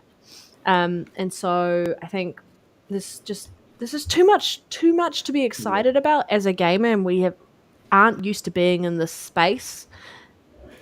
And so it's really hard listening to people try and like be detract from that and try and take away our excitement. But yeah, you can't stop it. Gaming, excited. Yeah. I don't have much to add to that other than I'm Gizzy excited. Day. Yeah. Oblivion can come out this year. Gizzy Day next year. Oh, come on. No, don't do that to me, man. I need that Don't say Oblivion, Oblivion man. coming How out this many year. RPGs? It's like, you know what I You feel right. like? It feels Fucking love like, RPGs. They're my look, favorite. I love it. That's basically pretty much all I play. Like, besides shooters, that's like my second most play genre, right? So what I'm saying is like it's almost like Xbox is not giving you any room to breathe and think about Mhm. anything else. So if you're on Xbox right now and you're getting all these like games, what are you looking at? Like you don't even have time to don't be like that. Don't be goloso. I'm That's like, what I we don't call even it in have time to Spanish. sleep anymore. Like, Yeah. Like game. don't be like that. Like if you don't really have this many like why would you wanna like, I don't know, like play PlayStation games too? Like I think like it's enough. It's enough. I think Xbox is enough as a console, as a standalone console and ecosystem. I think is enough. I think right now, with the amount of games, they're not giving you any room to think about Ghost of Yote, to think about possibly Wolverine, to be like you're not thinking No one's about that. talking You're about thinking about Wolverine. No Doom. one. You're thinking about Outer Worlds, Clock Revolution. Mhm. You're thinking about like the new Call of Duty. That's what you're thinking about. You're not thinking about any of these. Like I promise you that you're not. Like and when they drop one of the games, Xbox is gonna drop one like either the week before or the week after, and they're not gonna be able to keep up. And it's just a Third matter of party time. devs, I will say Yeah, this: third party devs are not no longer going to just get yeah. exclusively locked down anymore because they can't afford to. So PlayStation and Sun has used a lot of their time and money and energy into propping up their cadence of game releases with second party and third party exclusives. And that They seemed can't like rely poor on that planning anymore. because I might be delusional, but I swear I don't remember Sony needing or having this many third party deals last year. And I'm probably wrong. People Uh, probably gonna be like, you "Yo, you you bugging." go look at uh, what is it, PlayStation 2, man? The amount of like third party games on that Yeah, platform, bro. Look, insane. I was watching the other day a Pony podcast because I go in there sometimes to be like, what in the hell are they gonna talk about now? And I was listening to them and they were like talking about the restructuring in Sony PlayStation. They were like, whoever's making these third party deals need to be the CEO. That's how they think. Like the third party deals that they make are better than the first party, and that's the disappointment that these Sony PlayStation fanboys got to live through every time when they look at the box and they know they chose the wrong team, right? To be talking shit over the rest of the team because if you chose PlayStation to play your games and play in harmony Hmm. with other gamers, that's fine. You play whatever the hell you want, but like to talk down on other games, that's crazy. Some of these other PlayStation fans are like saying that we're gonna play Forza and we're gonna turn off crossplay. Yeah. And Zubitech, that was Jay Barry, and Zubitech down there in the tweet was like, "Oh, that's how we do it. This is what we do." And it's like, bro, this is such an ugly thing to They're say. not about building a community, though. To They're not. isolate gamers just because they prefer platform, Oh, they it's build just a like community freaking based dumb, upon hate. bro. They build a community based upon hate, Yep. and that's what I don't want our So you tell community us. to be, and that's why I'm happy we got this great community. I agree, Nero, but we gotta clap back too sometimes. Sometimes Oh we yeah, gotta for clap sure, back. definitely. Yeah, fuck You them know games. why? Because for decades they've been talking down on us. So now it's Hmm. our time. So why? They want to stop the war? So because it's like, what? You want to stop right now because you're losing? It's like, you know what I mean? Somebody beat you up when you little, but you grew up, and then you're like, yeah, come get it now. Do you really want it, like, a Right, knuckle sandwich? And then like, no, now you're too big. You grew up like, no, now I'm gonna get my payback. Because like it's not for sure. fair. It's not fair, and you're gonna have to go ahead and keep it real because That's what the why Sony people in PlayStation glass houses shouldn't throw stones. All of those exactly. people. They gotta keep it real. If you're a real Sony fan, you gotta keep it real with yourself and Yeah. question Sony PlayStation direction and Sony PlayStation strategy. Look, right now, Sony ponies love to talk about exclusive. Tell me the exclusive games that Sony PlayStation has right now. Because as far as I know, Final Fantasy VII Rebirth and 16 are already on PC. What else is on PC? Rise of Ronnie headed to PC. Spider-Man just released to PC. It's doing horrible. Game is full of bugs, Horrible. mixed freaking reviews, bad Nixon support. So come on, bro, stop the cap. What the only freaking exclusive that Sony PlayStation has right now at the moment is Astrobot. Look, it is what it is, and this is Demon what you Souls, get. right? Because that's not on PC. But who That's the in only the other hell? one. Like we're talking about like an old ass game, bro. Yeah, Like that's let's true. It keep is a it real. PS3 game. Let's keep it real. Let's keep it real. A PlayStation 4 game. Come on, bro. Last generation game. Y'all gonna cop for last generation games? This is crazy. Like what exclusive does Sony PlayStation has? Because right now they're telling you we going multi-platform too, but Sony PlayStation fanboys are not listening. Listen to your CEO. Listen to the interviews. Astrobot people told you we want to listen. We want to hear from PC people, and PC people say we don't want that shit. Yeah, right. We want to hear from you. Nobody's paying for Astrobot. There's way too many freaking games to play. You know, and look, Astrobot, great game, whatever. But all of the success is out of a Sony PlayStation loving media that gaslighted the hell out of Astrobot because they're a good game. But some people dare to say it's better than Mario. I'm like, yeah, really, better than Mario.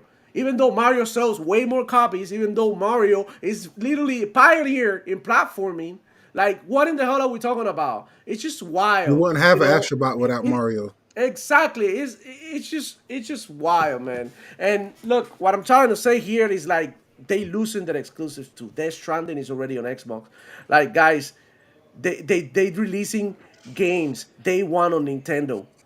On Nintendo. Look, they pushing away Xbox, but would you imagine Nintendo and Sony always being like, head to head, like big rivals, right? Even Sony PlayStation is trying to like, catch up to the Nintendo Switch with the PlayStation 2. At this time and age, how in the hell Sony PlayStation sells 20 more million PlayStation 2s? Brand new. There's two manufacturing PlayStation 2s. Get out of here, bro. Get out. This is crazy, and people don't really see it. People don't really see it. But whatever. Let's move on. I see the next topic in there. Oh, they see it. They just choose not to see it. Exactly. Yeah. Selective seeing, selective vision, as I call it. Selected memory. Demo, you cooking, brother. All right, so the next topic is the Xbox Series S parity requirement is staying, says Phil Spencer. And I quote, A different scene. I think about it in almost exactly the opposite way right now. When we look at something like a Steam Deck or ROG Ally or something, we've got this S version of the game that are more tailored to the device specs of a lot of devices that frankly are getting introduced right now. And I think that helps us. The Yep. scalability of engines today allow games to scale from ray trace enabled multi-$1,000 graphics on desktop PCs all the way through to a handheld battery powered device. So for me, the Xbox Series S has been helpful in our portfolio, he said. I'm playing Indiana Jones on the Series S and it looks great. It's definitely capable of playing current generation games in a great way. Shout out to Destin Legary. Congratulations on you for ending that Illuminati contract with IGN. Fuck them. You're way better off without them. Great interview, man. Really Yeah. great interview. Really good interview also to was it kind of funny? I know Paris Lily interviewed him. Paris. Yeah, Kind of Paris. funny. I don't know. Yeah, But I know shout out that. to Paris for sure. Yeah. Shout out. Um, quite frankly, I agree with Phil Spencer. I don't think parity should be dropped when it's things less powerful than the S being supported. It's PCs less powerful than the Series S being supported. So it's like deal with it. And when games is optimized, well, look, guys, Kingdom Come Deliverance dev said that the game was going to be 30 FPS because of the Series S. Guess what? That game is a lock 60 on the PS5, the PS5 Pro, and it should be a lock 60 on the Series X when they fucking go ahead and optimize it. So I don't think we get 60 because they said it wasn't going to be 30. I mean, it wasn't going to be 60 on no console. So them having to optimize for that S, the same thing with Baldur's Gate. When you have to optimize for that S, it allows you to utilize the Series X and the PS5 even better Of course. because you realize certain things you have to see on the PS5 and Series X. You don't have to use every feature that's there to get a game to look and run good. On the Series S, 9 times out of 10, you have to use every tool available to you to get the most out of that system. And I love that because those tools that have to be used now on the S to get a game to run that they just choose to neglect on the PS5 or Series X. Now you have to use those features. So now the owners of these other consoles, the higher ups, are getting better versions and more optimized versions of these games because of the S.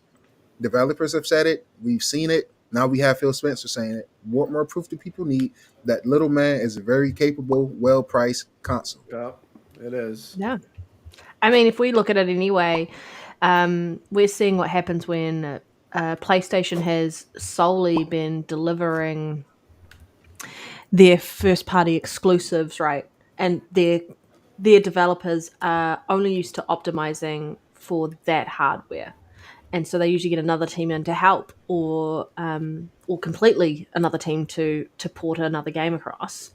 But Xbox, from the start of this generation, has allowed the Series S and the X to be developed, optimized for with all the devs. So they are, I guess, further ahead in that respect when it comes to optimizing multiple versions of a game.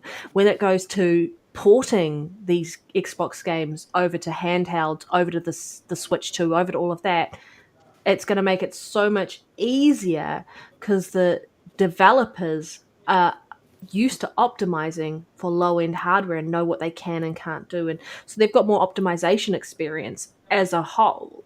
And I think it's part of that strategy of how do we get our games to everyone? Well, not everyone wants a PS5 Pro or a 4090 or a Series X. Some people are happy playing your Vampire Survivors, which is a fantastic game. They don't care Fantastic about game. graphics. Some people are happy playing on PC going, I'm happy with my 1080p, give me all the frames, 60, 140 frames, whatever it is. And so if they're allowing these IPs and these games to be developed and optimized for multiple SKUs and multiple hardware, then they can put their games everywhere. So I feel like they are ahead in that respect when it comes to this gen for the developers that they have and the studios that they have, and be able to push those titles out to more platforms as a whole. Yeah. Definitely. Yeah. Demo, go. I feel like the Series S is super underrated. It's only like what, like $250. Come on, bro. I'm thinking Come about on. getting one for the living room. It's Still crazy. plays Yeah, you should. 120 FPS games. That's fantastic. That's great. Call of Duty 120 FPS. Apex Legends 120 FPS on Series S. So I mean, for people who like to play casually, and look, I'm gonna tell you something. I have my little cousin play sometimes off the cloud on my Chromebook. You know, sometimes I carry my laptop around because I got work to do. I go to my auntie house. He's there. He's like, "Can I play a game?" I'm like, "Oh yeah, why not?" Go ahead and try that. I haven't played some Ben 10 on or SpongeBob or Bluey, whatever the hell on Game Pass Cloud. And I asked him like, do you really think these graphics are cool? And does the game play better, play good or whatever? And he's like, yeah, no problem playing the game. I feel like it plays nice. I actually enjoy it. So when you look at a casual player or maybe a kid that's getting a Series S, a smaller console, even if you have kids or a little cousin or nephew or whatever, they getting like a good product, man, for a good price. It's not shit. It's perfectly capable of running games very very well. Starfield runs in there. Come on, guys, stop the cap. Hellblade runs in there. It looks beautiful too there. Cyberpunk 60, like you said, Cyberpunk. Starfield 60. Well, and we also got the split screen dilemma with Baldur's Gate, right? And it actually works right now. So what in the hell are we talking about? I feel like Phil Spencer is right on the money. They're utilizing the optimization skills that the Series S require them, right, to develop for them as an advantage. Like for example, like ports for the Steam Deck and for Rogue Ally and for whatever other thing that they can, maybe even Nintendo Switch now when it comes or they're gonna benefit. They're gonna be like, oh, just giving the Series S version. That's it. It is what it is. It's done. Right, so I feel like Thanks, Jay. the way that Xbox is working, they looking Yeah. at the future, forwards, backwards compatibility. So yeah, shut up. I agree. I agree 100% with that sentiment. Like, I think it's the right choice, and for all those ones who are saying the Series S was a mistake and to abandon it, Nah, they're selfish. They're selfish. they are selfish. Just because you think it's a mistake, just because you wouldn't buy it, just That's your opinion. The facts, the numbers, the sales, all of this information that they have at their fingertips speaks the opposite of what you think. Yeah, Tells us a completely different story. So yeah, I definitely think the Series S is a fantastic system, and it's going to continue to be a fantastic system throughout the rest of this generation. definitely. Yeah. And also like a lot of like Sony PlayStation fanboys, that's what they got. Y'all got the Series S because you didn't want to spend the $500 on the other console, and it's like I'm gonna use Xbox as my secondary console, and y'all got the Series S, so y'all benefiting from it. But on top of it, y'all talking down to because y'all play Starfield right on the Series S and on the cloud, and took screenshots of Starfield running in the cloud and uploaded them to Twitter, thinking that you were doing something and making the game look bad when in reality we already know that it looked crispy as hell. It was beautiful from the get-go. So I mean, there you have it. Yep. Yeah. That's If you do want to go watch the full interview with Phil and Destin Legary, it's on his YouTube. So go to YouTube, head there, watch that. It's quite insightful, interesting. Um, I think anytime I get to hear Phil speak and just talk about that stuff, it's always just nice to see a little bit around what the company's thinking and even his change of stance over the last few years, and seeing the writing on the wall.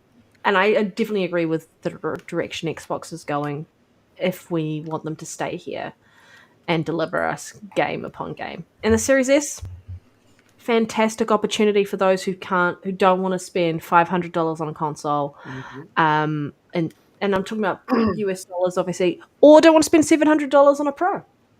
yep. Yeah. It's a fact. Love my Series S. I said it before. I say it again. It's the game that introduced me to 120 FPS as a console player for the first time before I was able to get my X and upgrade. And Yeah. I can't recommend it enough to people that just want to get into gaming or people that just casual. If you play Madden and Call of Duty, those are your most played games every year. Stuff like 2K, and the Series S is more than adequate for that. So Mm. I can't. Yeah. You'll never hear me just shitting on. Even if I become a Sony pony, right, and a sellout, Yeah. which I would never do. We hope so. According to some people, I already have. So I Man. mean, it is Yeah. what it is. But I got love for the Series S, man. I think it's a wonderful console, and I love that Phil Spencer is standing 10 toes down behind that console. If that console was as bad as everybody think it was, don't you think Microsoft would have not released that shit? Of Period. course. Like, when have Microsoft been known to put out inadequate hardware? Like, yeah, you got the red light of death. But I mean, I never experienced, so I'm not trying to discredit it. But it ain't our fault. You motherfuckers is putting your shits in those media cabinets closed and setting your shit on carpet. So, with the exception of that, I haven't heard no problems with the Xbox One as far as Hmm. Yeah. hardware issues. The Series X and S is really No. sound.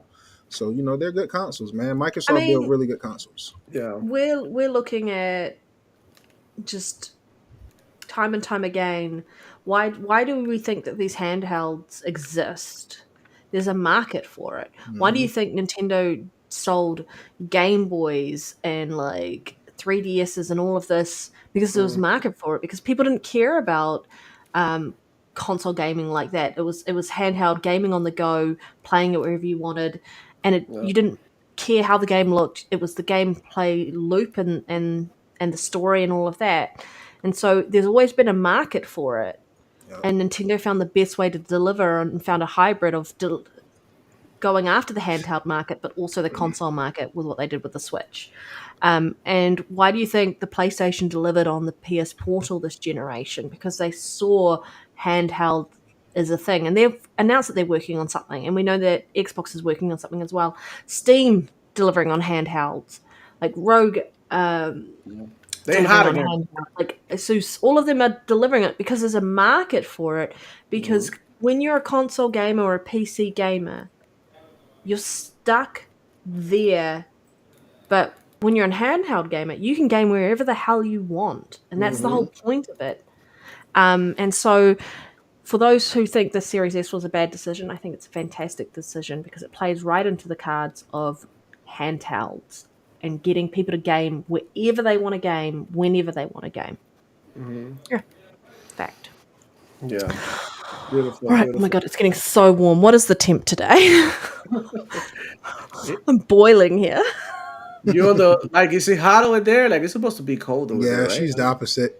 I should say opposite. It's Right? summer. Okay. Yeah, It's summertime here. Wow. wintertime for me, summertime for her. Yeah. Oh my We're god. all in our ozone layer, so as well, like if you're out in the sun, you do not go out in the sun like during the middle of the day unless you have like a death wish when it comes to getting sunburned. Um, like, oh, it's so bad. What is it? It's humid and hot. So what is it? It's 27 degrees here, which is I guess 80.6, which doesn't sound hot when you think Oh about it. my god. Come on. It 80 doesn't sound hot when degrees. you think about it. But because of Holy that hole in crap. that ozone layer, you can't go outside and touch the concrete. Like it's so hot. Like it just Oh my burns. god. Come on. This is It like doesn't baby sound baby hot. It doesn't temperatures. sound hot, Like, but what are you talking about?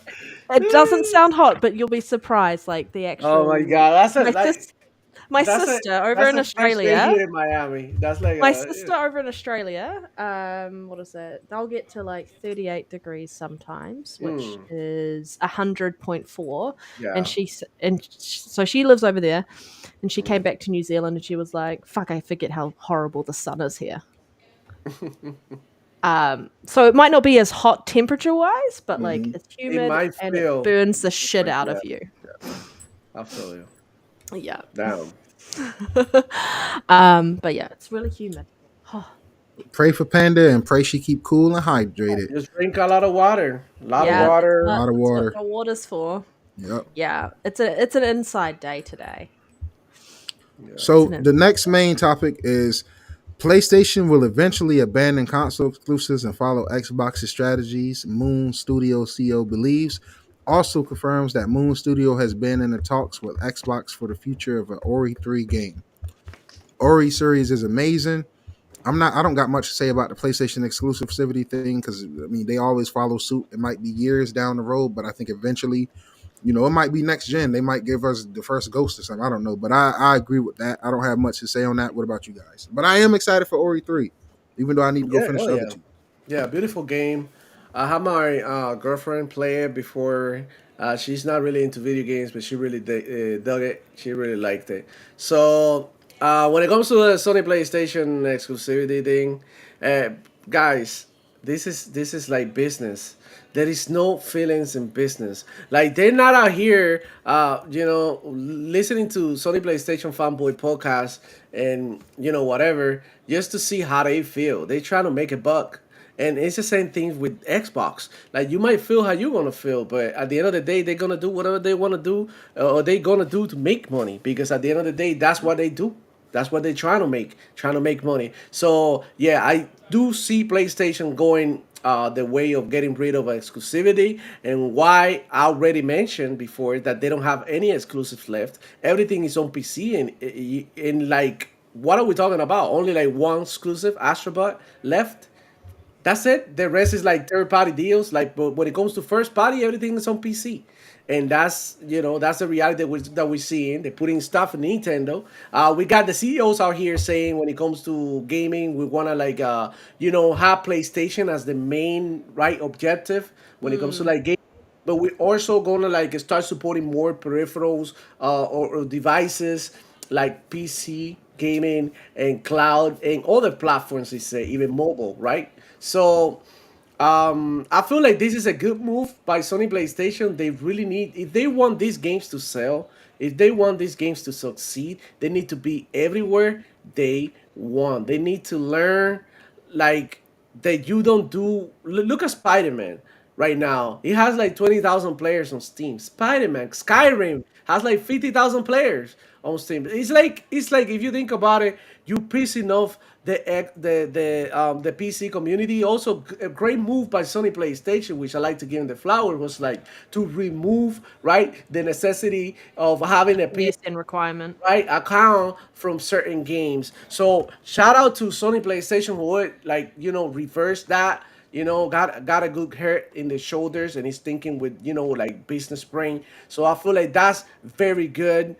And that's a move in the right direction. But you know what it is? Like the best move that Sony PlayStation has done this generation comes from reversing a critical mistake, like requiring PC gamers to have an account, Yep. locking out people from games that they already pay for. Like that's Yeah. unacceptable, and then nobody called them out. Like everybody defend them, and like with sword and shield, and no one was able to call them out and say this is bullshit. Give us our money back, and don't ever show up again at our door. Look, guys, I've been telling you, this is like the way that they're going to. And it's not because they want to, like Xbox, they want to be big or whatever. They want to like go ahead and have more people play the games. They're doing it because they have to. They got no choice. They lost $200 million or about $400 million on Concord, and they need to recoup that. So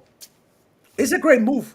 As a gamer, I love it, and I want to see what they do because I'm on PC too. I get access to their games, so if they make a good game, I could buy it and play. So why would I want a Sony PlayStation to be destroyed? What I want Hmm. them is to do better, and the only way you guys are gonna get that out of Sony PlayStation is by raising your voice and stop being a corporate slave and a ball hugger. Okay, so chill out, call them out. PlayStation, the brand has so much power and it's so popular that they Mm.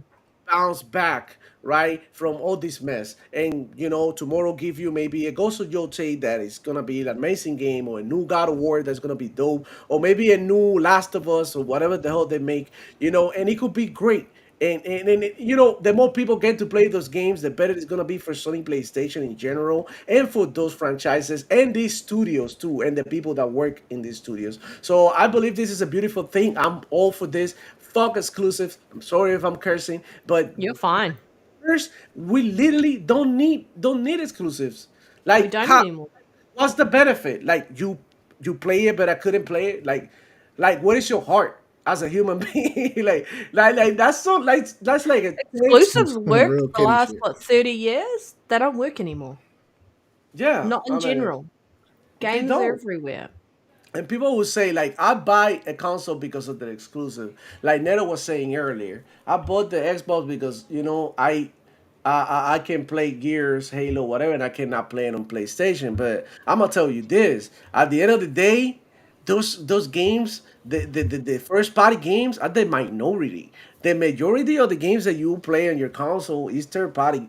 It's third party games. Like is the football game, is the UFC game, is the Assassin's Creed game, it's Call of Duty. That's everywhere. That's pretty much what everybody's playing. And look, I'm not lying to you. You can go to the top 10 every freaking week and see what everybody's playing.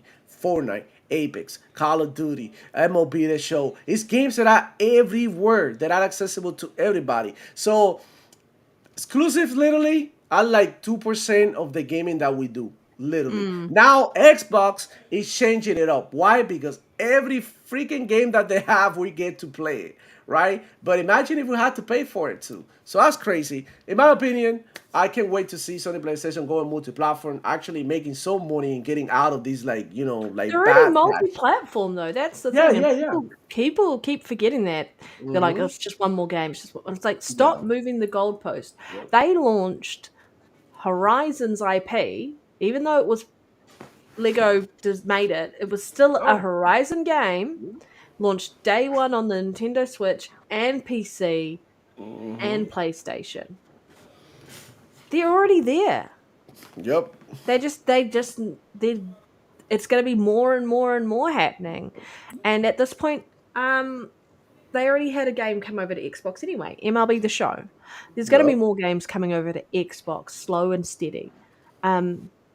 It's just PlayStation isn't as far ahead in the strategy as Xbox is around executing this.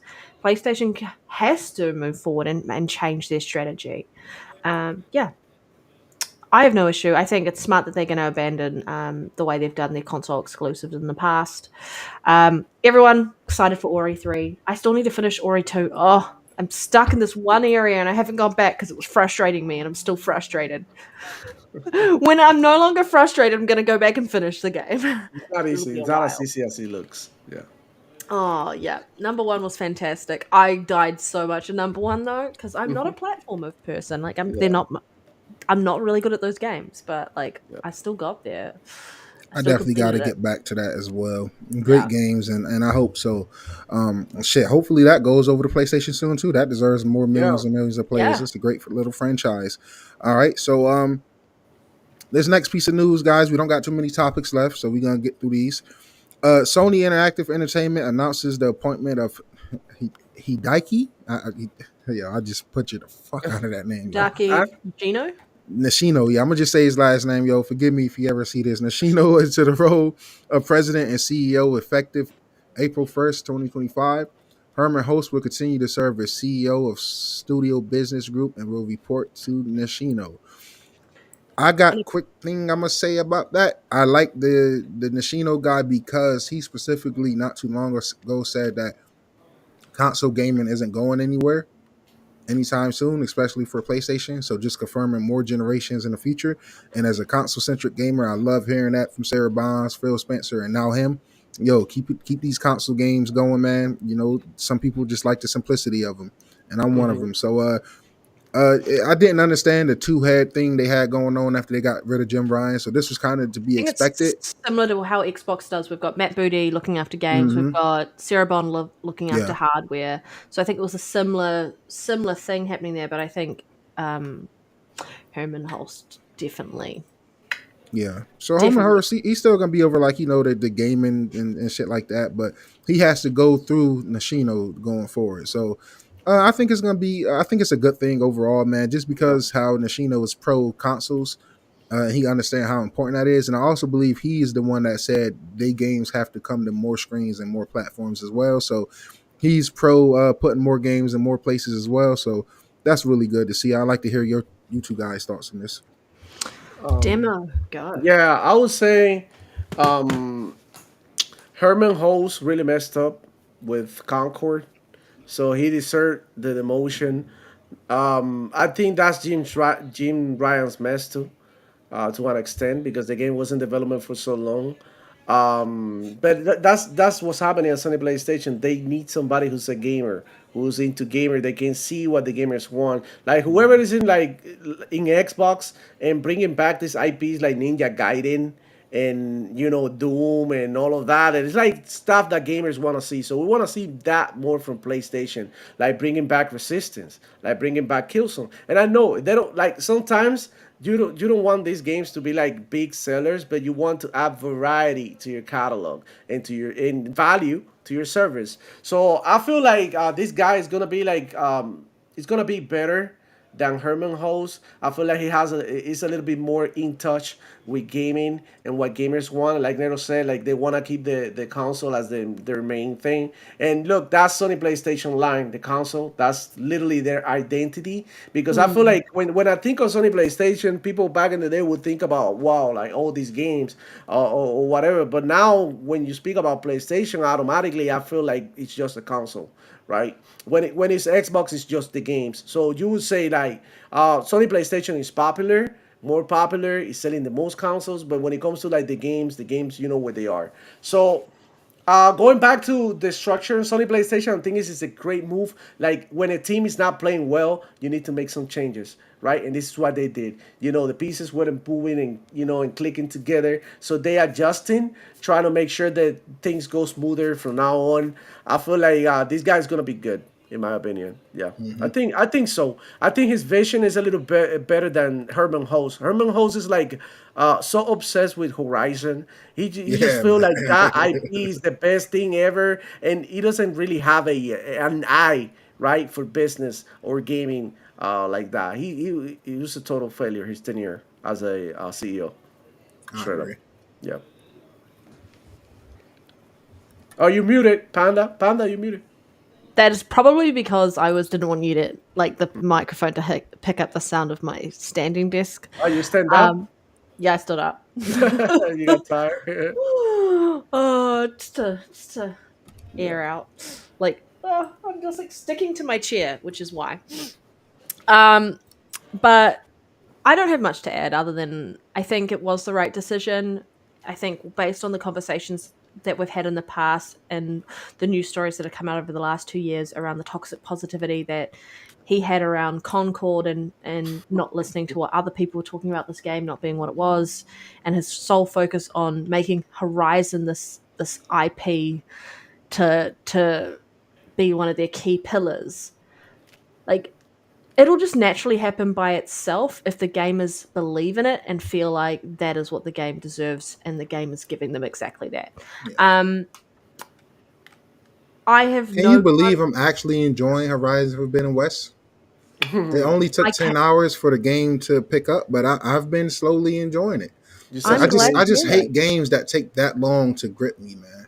Yeah, Yeah. 10 hours But in, it's like, yeah, if you 10 don't hours grip, in. if you don't grip me in the first 2 hours, bye, What kept me done. going is the fucking graphics and the fact that I want to get my $30 worth out of this But shit. you're also playing it after the launch, right? Where Hmm. it's now a lot more stable. Yeah, And I don't think we're used to seeing PlayStation deliver games that are buggy. yeah. And so I feel like there's that side of it. Even on the PC side, I would assume, yes, they've got to learn about optimization, but games that are like, we saw what happened with The Last of Us when it went to PC and the issues that game had. I'm not used to hearing these technical issues from PlayStation games. And so it's always very interesting to see and hear that. Well, Definitely. I don't know if you've seen Spider-Man, like the bugs and stuff, like the videos that As bad as circulated. the bugs of it launching on PS5? Yeah, they're really bad. Shit. People having the Really? game crashing, Arguably worse. And this is like what, three, four ports that yeah, has been bad. You got The Last of Us that was bad. You got even the first Spider-Man port wasn't perfect, but I mean it yeah. was better than this. Yeah. So I'm I just don't happy know. that people can finally see that that game has It Mm, problems. wasn't that perfect. Yep. Yep. yeah. I don't really have much to add. I think that it's the right decision. They're going through a lot of changes. Yeah. From my understanding, Holst was really focused on console exclusives and sticking to that, but they can't afford that anymore. No one can, except Nintendo, because they Yeah. have people buying their games. Yeah, I don't have much to add to this. Yeah. Yeah. I would just say one more thing, real quick. I would Go. say like the first decision that he took as CEO was to remove the PSN requirement. So that goes to show, Correct. right? Like He he's gets it. yeah, he gets it. He know how to And read a you know fucking what? room. I love it. I love it because Yeah. like people deserve at least the respect. Knowing like, am I able to play this maybe after 2 months, right? Am I be getting kicked out of the servers just because I live in a different place, right? So I feel like this is a very good move by Sony PlayStation. I feel like if they continue to do stuff like this pro consumer, this is the shit that I like to see. You know, Hmm. Yes. when they put a game, they keep a game away from Xbox. It's like, oh, I hate them. I don't really like. Well, I don't hate them, but I dislike them because it's like kind of annoying. But when they do something that they open a little bit more the doors to their games and the ecosystem, they're a little bit more welcoming. It makes me want to be like, okay, now I'll check you out. You know what I'm saying? Well, we've seen time and time again from this generation, like PlayStation, just not being consumer friendly, Not at all. like nickel and diming every little thing that they could, and was so disgusting with what happened with Helldivers. Absolutely horrific. The amount of people who were playing it and then suddenly had the game revoked and were unable to play it. And so I think the PSN requirement, like, if you want to put that in, then you need to make sure that everyone has access to that game. Why would you want to? Why would you choose not to sell a game to as many people as you can? But they did. They were like, nope, this is what it is. But I'm Screw glad you that they're guys. reversing I that. am out. Like that's literally I, what they said. I want to sell the plastic. Buddy? No, I would say what happened with Sony in general. They are a hardware company, so they've been that through the years. So it's very important for them to sell hardware. Now Xbox, not so much. They want all They're a software digital. company.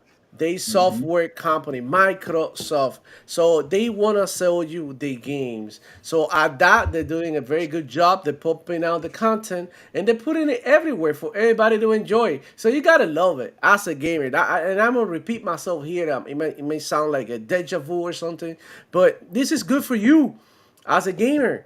Because if you have a PlayStation, maybe you can get the next Forza in 2 years or whatever. But you get Yeah. to play it, and the same thing goes for like people on PC that they maybe want to like try a PlayStation game or whatever. Especially those multiplayer games, because that's at the end of the day the games that I'm looking forward to. I don't really care that much for God of War. I don't care that much for The Last of Us. I care more for like something like Killzone, something like what if they bring back SOCOM. That's the type of shit that I'm interested in. You're And wanting them if to they bring it, diversify. I think they need to as well. They've yeah, stagnated too much. I yeah. feel like they've become creatively bankrupt. Yeah. Exactly, yeah. Like all the games are the same. Third person, adventure, over the shoulder. Look at Xbox. You get third person, first person, RTS, fighting games. You get brawlers. You get like MMOs. Like you get like the whole thing. Like it's the variety is there, and that adds value, and I And think they've that's incredible. Yeah, and they've been really good at pushing indies this yeah, gen that and too. last gen. So And good. giving it attention, like Eternal Strength, is getting some attention online that it wouldn't have gotten it otherwise, right? Right. Let's keep it real. Yep, Let's keep it facts. real, and that's just an example. 100%. Bare facts.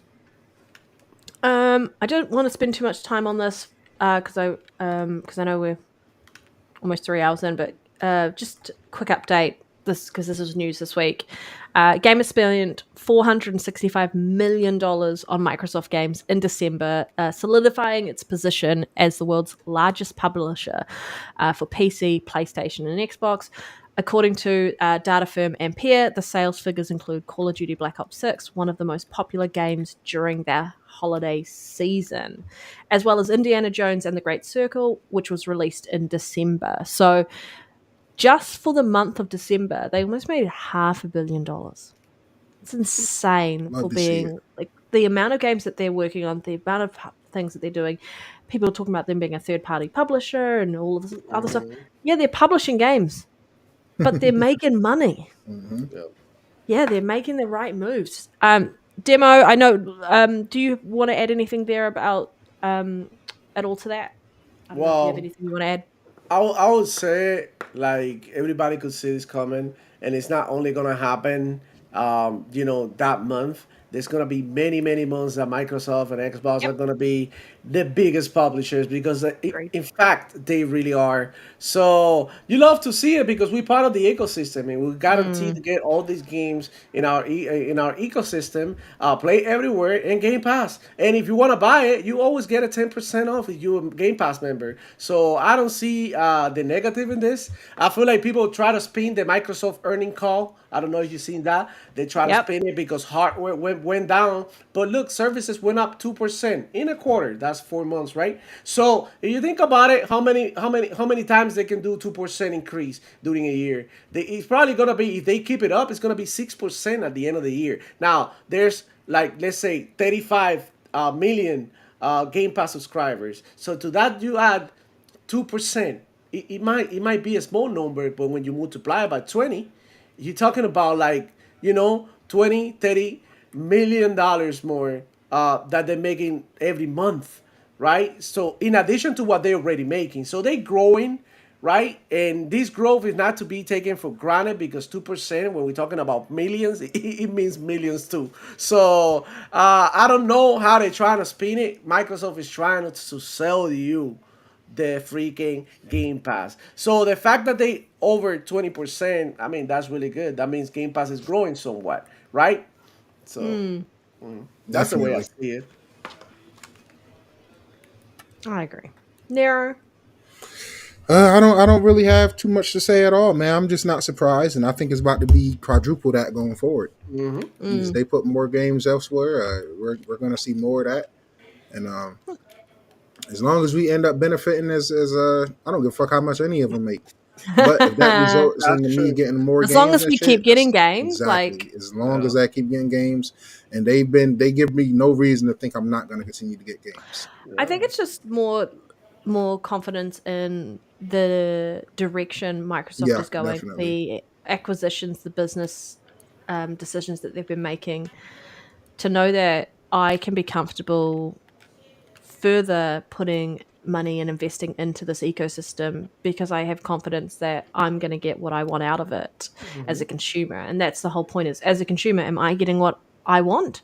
Hmm. And yes, they're delivering what I want. The moment they stop delivering and then there's no longer a value proposition, I will look in other places because Of course, as that's what I you love do. Xbox and I love the games that they do, but I'm still a consumer at the end of the day, and I'm not going to just die on the hill that is Xbox if Xbox is not Definitely. keeping me happy. Um, they've been really good for me for the last how many years, so I don't have any qualms or concerns in that space at all. Oh, But last thing before we head out, everybody, for those who know, or we talked about, I guess, last week about Dragon Age and what was happening with Dragon Age and performing 50% lower than they projected it would. And then based on BioWare also working on the next Mass Effect, there is a lot of concerns of what's happening in that space. Mm. mhm. But like, there's an update here. So around the future and core leadership of what's happening with Mass Effect. So Mass Effect is going to continue. The studio is now fully focused on developing the next Mass Effect game. So that's BioWare. The game is under leadership by a core team of veterans from the original trilogy, and I think that's the key point. Led by Michael Gamble. So he was an executive producer going back to Mass Effect 2. And then the game director is a 24-year veteran and was a lead designer on the Mass Effect trilogy. Also, KOTOR, oh my god, Neverwinter Nights 2. I'll get there. That's all. Get me. The creative director was lead cinematic and presentation anime going back to Mass Effect 1. The narrative director This is what I'm is really helming the excited for. story and was a lead writer on Deus Ex Human Revolution and Mankind Divided, as well as Eidos Montreal's Guardians of the Galaxy. The Mm. studio in, is taking this opportunity, like between full development to like reimagine how BioWare is going to work. But it sounds like for Mass Effect, the people who were key and were involved in the original trilogy's development are here to deliver the next installment in line with what we would expect them to deliver. And I hope they push back and I hope they deliver exactly with what made Mass Effect great in the first place and don't do what they did to Dragon Age. Yeah. I'm gonna tell you what I think about it real quick. I think they still gonna talk shit about Mass Effect because Mass Effect from the beginning was a very, very controversial game. Remember back in the day, Yes. this was a game that you had sex with aliens. Come on, guys. You can have straight sex. People You can have complaining about all gears, type the of beers whatever. and Baldur's Yeah, Gate 3, but like you're having sex with aliens. but you know what? It's a different generation. We were built different. We grew up rough. You know what I mean? Playing outside. You guys live under your basement and all that. So it's like hard for you to touch grass, right? And realize that this is just a game, right? That is a role playing game that gives you the opportunity to do whatever the hell you want. So I It's don't really about care about choice. none of that. I love freaking Mass Effects. It's in my top five most Yes, my sir. favorite freaking one of my favorite games that I play every year. I recently played it. It's like almost like a sickness, right? That I had to play like pretty much every year, the whole freaking trilogy from 1 to 3, and Andromeda as well. And look, I'm gonna give you the case of Andromeda that they hated on. If I love I, to. that's that N7 gear, but yo, Andromeda, for example, in my opinion, when I play it, I thought it was great. People made fun of the NPCs. They talk about the eyes. They talk about a bunch of other shit that didn't really like, impacted me that much when I played the game. Okay, they was glitching out one eye here. Like, well, I play Bethesda games. I'm used to this shit. So it Right. didn't bother me that much. And I just felt like they were so unfair to Mass Effect Andromeda, and I think they're gonna follow the same route this one time. But you know what? What I'm gonna do to all of that? I'm gonna go like this. I'm gonna sit down. I'm gonna play the hell out of it because I can't wait. And it could be good, it could be bad, but I'm definitely getting it and trying it out for myself because it's just like one of the things that bring back those 360 memories. They kicked in, playing without that many worries and, many responsibilities. Just having a great time. So looking forward to Mass Effect. I'm just so happy that you said that the original team is also working on this. So I can't wait to see what they have in the oven. So man, that's like beautiful news to me, and I'm just glad that they just focus. Even though it's a smaller team, going back to what Nero says, sometimes these bigger teams may create more conflict and create more, separation when you are like not working together. Like I would call it more like I'm gonna like oh my god, I got the word in my head, but whatever. Like when people like split up and they work their own way and they're not really working together. Like it's sort of like Silos? Are you talking about they're siloed or segregated in a way? there you go. Like it's segregated. Like these teams, like they create this little big, group, but they're not really working together. Like we really want them to get together and talk to each other and be there, cooking this game. I'm super pumped for this, man. Like this is like and this is the grifting, right? Some people say that Bioware is dead. Like why?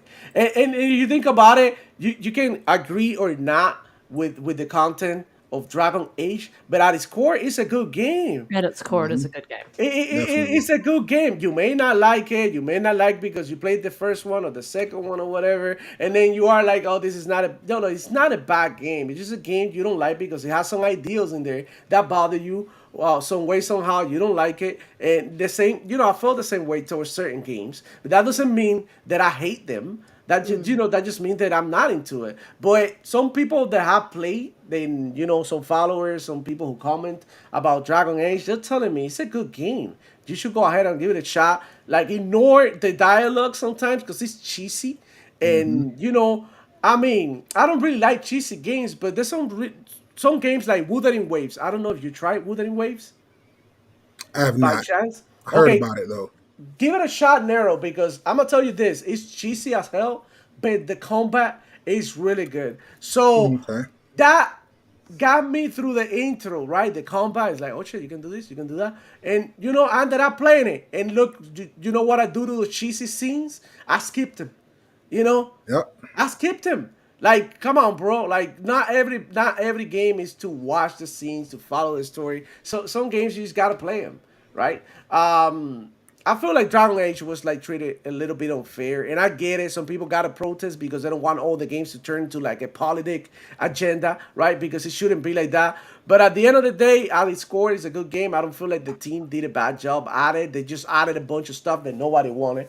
So if they careful with Mass Effect when it comes to this and having a little bit less controversy, I think the game is gonna be doing good. Yeah, they Especially people like me, Nero, and you, we're gonna pick it Yeah. up. And Oh, we're gonna play the hell out of it. And fortunately for us, we got some cool people in our community that come see us and watch us and listen to us, and we have a voice. So the same way that this other dude Nero got you to play Final Fantasy 16, maybe Yep. here when we talk about all the games in a positive way, somebody get inspired and maybe pick it up too. So Definitely. that's what I'm talking about, and that's what I like to do. I like to make a difference. I like to like what I mean, encourage people to play more games. Like shut the hell up and play more games, literally.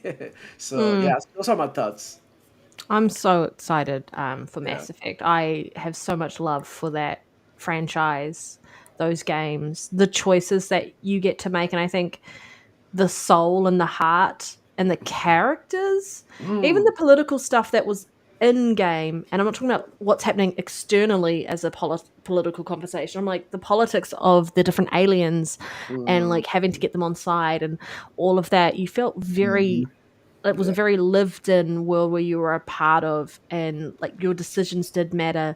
The way you went through the game with the renegade and paragon system mattered. Mhm. um yeah, it was just so well done. Like if you, the relationships you created in there with with your with your team, and then the way that everything moved into the next game and then to the next game and the impact that they have. So I feel like based on the way 3 ended, they've, I hope like how they've got a great story to then start us off on the next chapter in this universe, because it would just, I just loved it so much that I go back and I play it every couple of years because I just love this franchise so much, and I never get tired of it. Definitely. No. Never Hold get on, tired of question, it. real quick. Do you think Shepard is back? They gonna bring him I think back? I think if he's back, he's a clone. You think so? As a clone? It's Attack That of the Clones. I don't know. It could be. Who knows? I Like, would love for him to be back. Liara's there, and I'm like here for it. Oh In her man. matriarch years, it seems. So yeah, it'll be good. It should be good. definitely gonna be good. Yeah, yeah. He was like at some point like my hero. I feel like he was like my Master Chief too at some point. I feel like right, like it You felt could, right? like bro, but you know what I'm talking about. It felt like damn, this dude has a presence. Even though it was like, I don't know how to explain it. It just felt like good to be him sometimes. Yeah. It was so good. I agree with you there, 100%. And then like right at the very end, where you're like, he can't be gone. No, this isn't it. Like Shepard never dies. Well, Yeah. even like the way you play Mass Effect 2, where you're like, you start off and like Shepard's gone. You're like, that's how they're starting Mass Effect 2. Like Like everybody dead. What the hell happened? what the hell happened? And then Yeah, you kind of see what goes on, and you're like, okay, I'm here for it. crazy. I'm so here for it. And then it like the discourse around the distrust because of what's happened, and you coming back, and like, Yeah. oh, it was just so well done. And I really hope that they get the writing, the characters done properly, and Yeah. deliver a Mass Effect game that is worthy to have the title Mass Effect on Yeah. it. And that's the biggest thing. Is like Andromeda was a great game, but I don't think it was 100% worthy of the title Mass Effect attached to it. Well, I'm gonna tell you what, man. I enjoyed the hell out of Andromeda, and you know what really got me hooked on Andromeda was the beginning. Like, like if you haven't played, you haven't Oh played yeah. Andromeda, got down there in the chat. Go ahead and give it a shot. Play the intro. Like, I don't care if you finish the game or not. Play the intro, and then you're gonna Yeah. go back and be like, damn, like I want to know what happened. Like, look, one It of the had things, good things to it. yeah, It I just think what didn't kills it was feel as impactful as yeah. Mass Effect. Of course. But I would say what really killed that game for me that I didn't like at all was the damn puzzle. That I don't know. You remember the puzzles that you had to go to like Yeah, those yeah, that shit was oh annoying, yo. my god, I hated doing that. I had to like YouTube the whole thing. I'm sorry, I don't really do that. But I was like, yeah, it's no way in hell that I'm trying to figure this out. And I will hope for them to like stop that shit. Stop that shit. Like, give me a environmental puzzles, like how to open a Yeah. door. Please. That is way better. Use your abilities to get to the next area. That's what I want to see from there. I want the combat to be a little bit like Andromeda, because I feel like Andromeda really, really, really polished the combat of using all the Yeah. abilities and everything at the same time. Out of all the Mass Effects, I think Andromeda has actually the best freaking gameplay in combat. Right, more dynamic. Move here, use this ability and refresh the I other one. do Pop, like their secondary version of the effects. Mako, which is like where you've got the two speeds with it. Yeah, yeah, I yeah, think that yeah, made it so good for like traversing yeah. some of the He vertical. had good things. He had good things. Yeah, The story was a little too had over the good place. bones. Yeah, too over the place because you had to go to different areas and shit. But for the most part, I really enjoyed it. And like I seen Jay Duke down there saying that he thought it was great too. Shout out to him. It was a good game, like Yeah, it was. at its core, but it's It lacked. coming off finishing off Shepard and knowing that Shepard wasn't going to Uh-huh. be there and knowing what they delivered with the original trilogy, you can definitely understand why it didn't get the love that it got, and it wasn't the team that delivered the original trilogy delivering Right. this game. So how are you gonna top that too? Yeah, Like, how do you top it? how You do you don't. You top don't it? fucking top it. It's You like don't. topping like the original Gears trilogy. Like that's gonna be really It's hard. like Or the it would be like original Halo. trying to because Um, nothing like you look at what is it, Ocarina of Time and where it got on Metacritic, like yeah, like and how many games have topped that? How many of their games have reached that same level around Metacritic again? Like it's very hard to top or even hit the same the level. same note. Yeah, Especially with you, like I said, like time. I mean, gaming is situational. So a game may hit harder when you're going through certain shit. Like if you're going through hardships and you play something like Mass Effect, it'll open your Hmm. mind. It'll like like you feel like wow, like maybe I'm Definitely. not so messed up. Like maybe I'm okay, right? Because they really go through it in that game, and the decisions that they make you do is like, bro, I don't want to kill him. Like I like his abilities, and the other dude, he's an asshole, but he's kind of strong, and I it's like like making some of the wrong decisions and then like, but even making the right decision and still having the heartstrings pulled, like in Mass Effect yeah, 3. Yeah. Morden so. is always gonna be. That was such a Morden. Oh, I think we he's could talk such a about good Mass character. Effect for hours. You could Yeah, we could. literally We're not going to though. yeah. Definitely. I can talk about it till forever. Nero, is there anything you want to add before we head out? Because I'm mindful of You us. said everything I wanted to say. There you You and go. him both. Break It would just be me the repeating what light. y'all both said for 20 more minutes. So I'm hey, Man. that's all I got. I'm excited. You All know right. Well, me, you know. we're gonna head out. But before we do, is there anything you want to say to our chat, Nero, before we head out? Nah, guys, I love you guys. I appreciate all the support. Over 150 people in here with us. 60 right, 161 right now. Guys, just hit that like button. Share with a friend. Support when you can. If you can't, you being here is all the support we could ask for. We appreciate you. Want to give a special shout out to everyone in the chat. Too many to name. Special shout out to Demo Flow Gaming. It's all love, man. Thank you Really a so great dude, man. Please go subscribe to his channel. I will make sure I put it in the description of this podcast later on. But awesome guy. much. Much love to Panda. Sorry, Fable is not coming this year. But shout out to Soul. I hope you feel better. Shout out to everyone, man. Love you all, and thanks for coming. Thank you. And before we head out, Demo, where can people find you?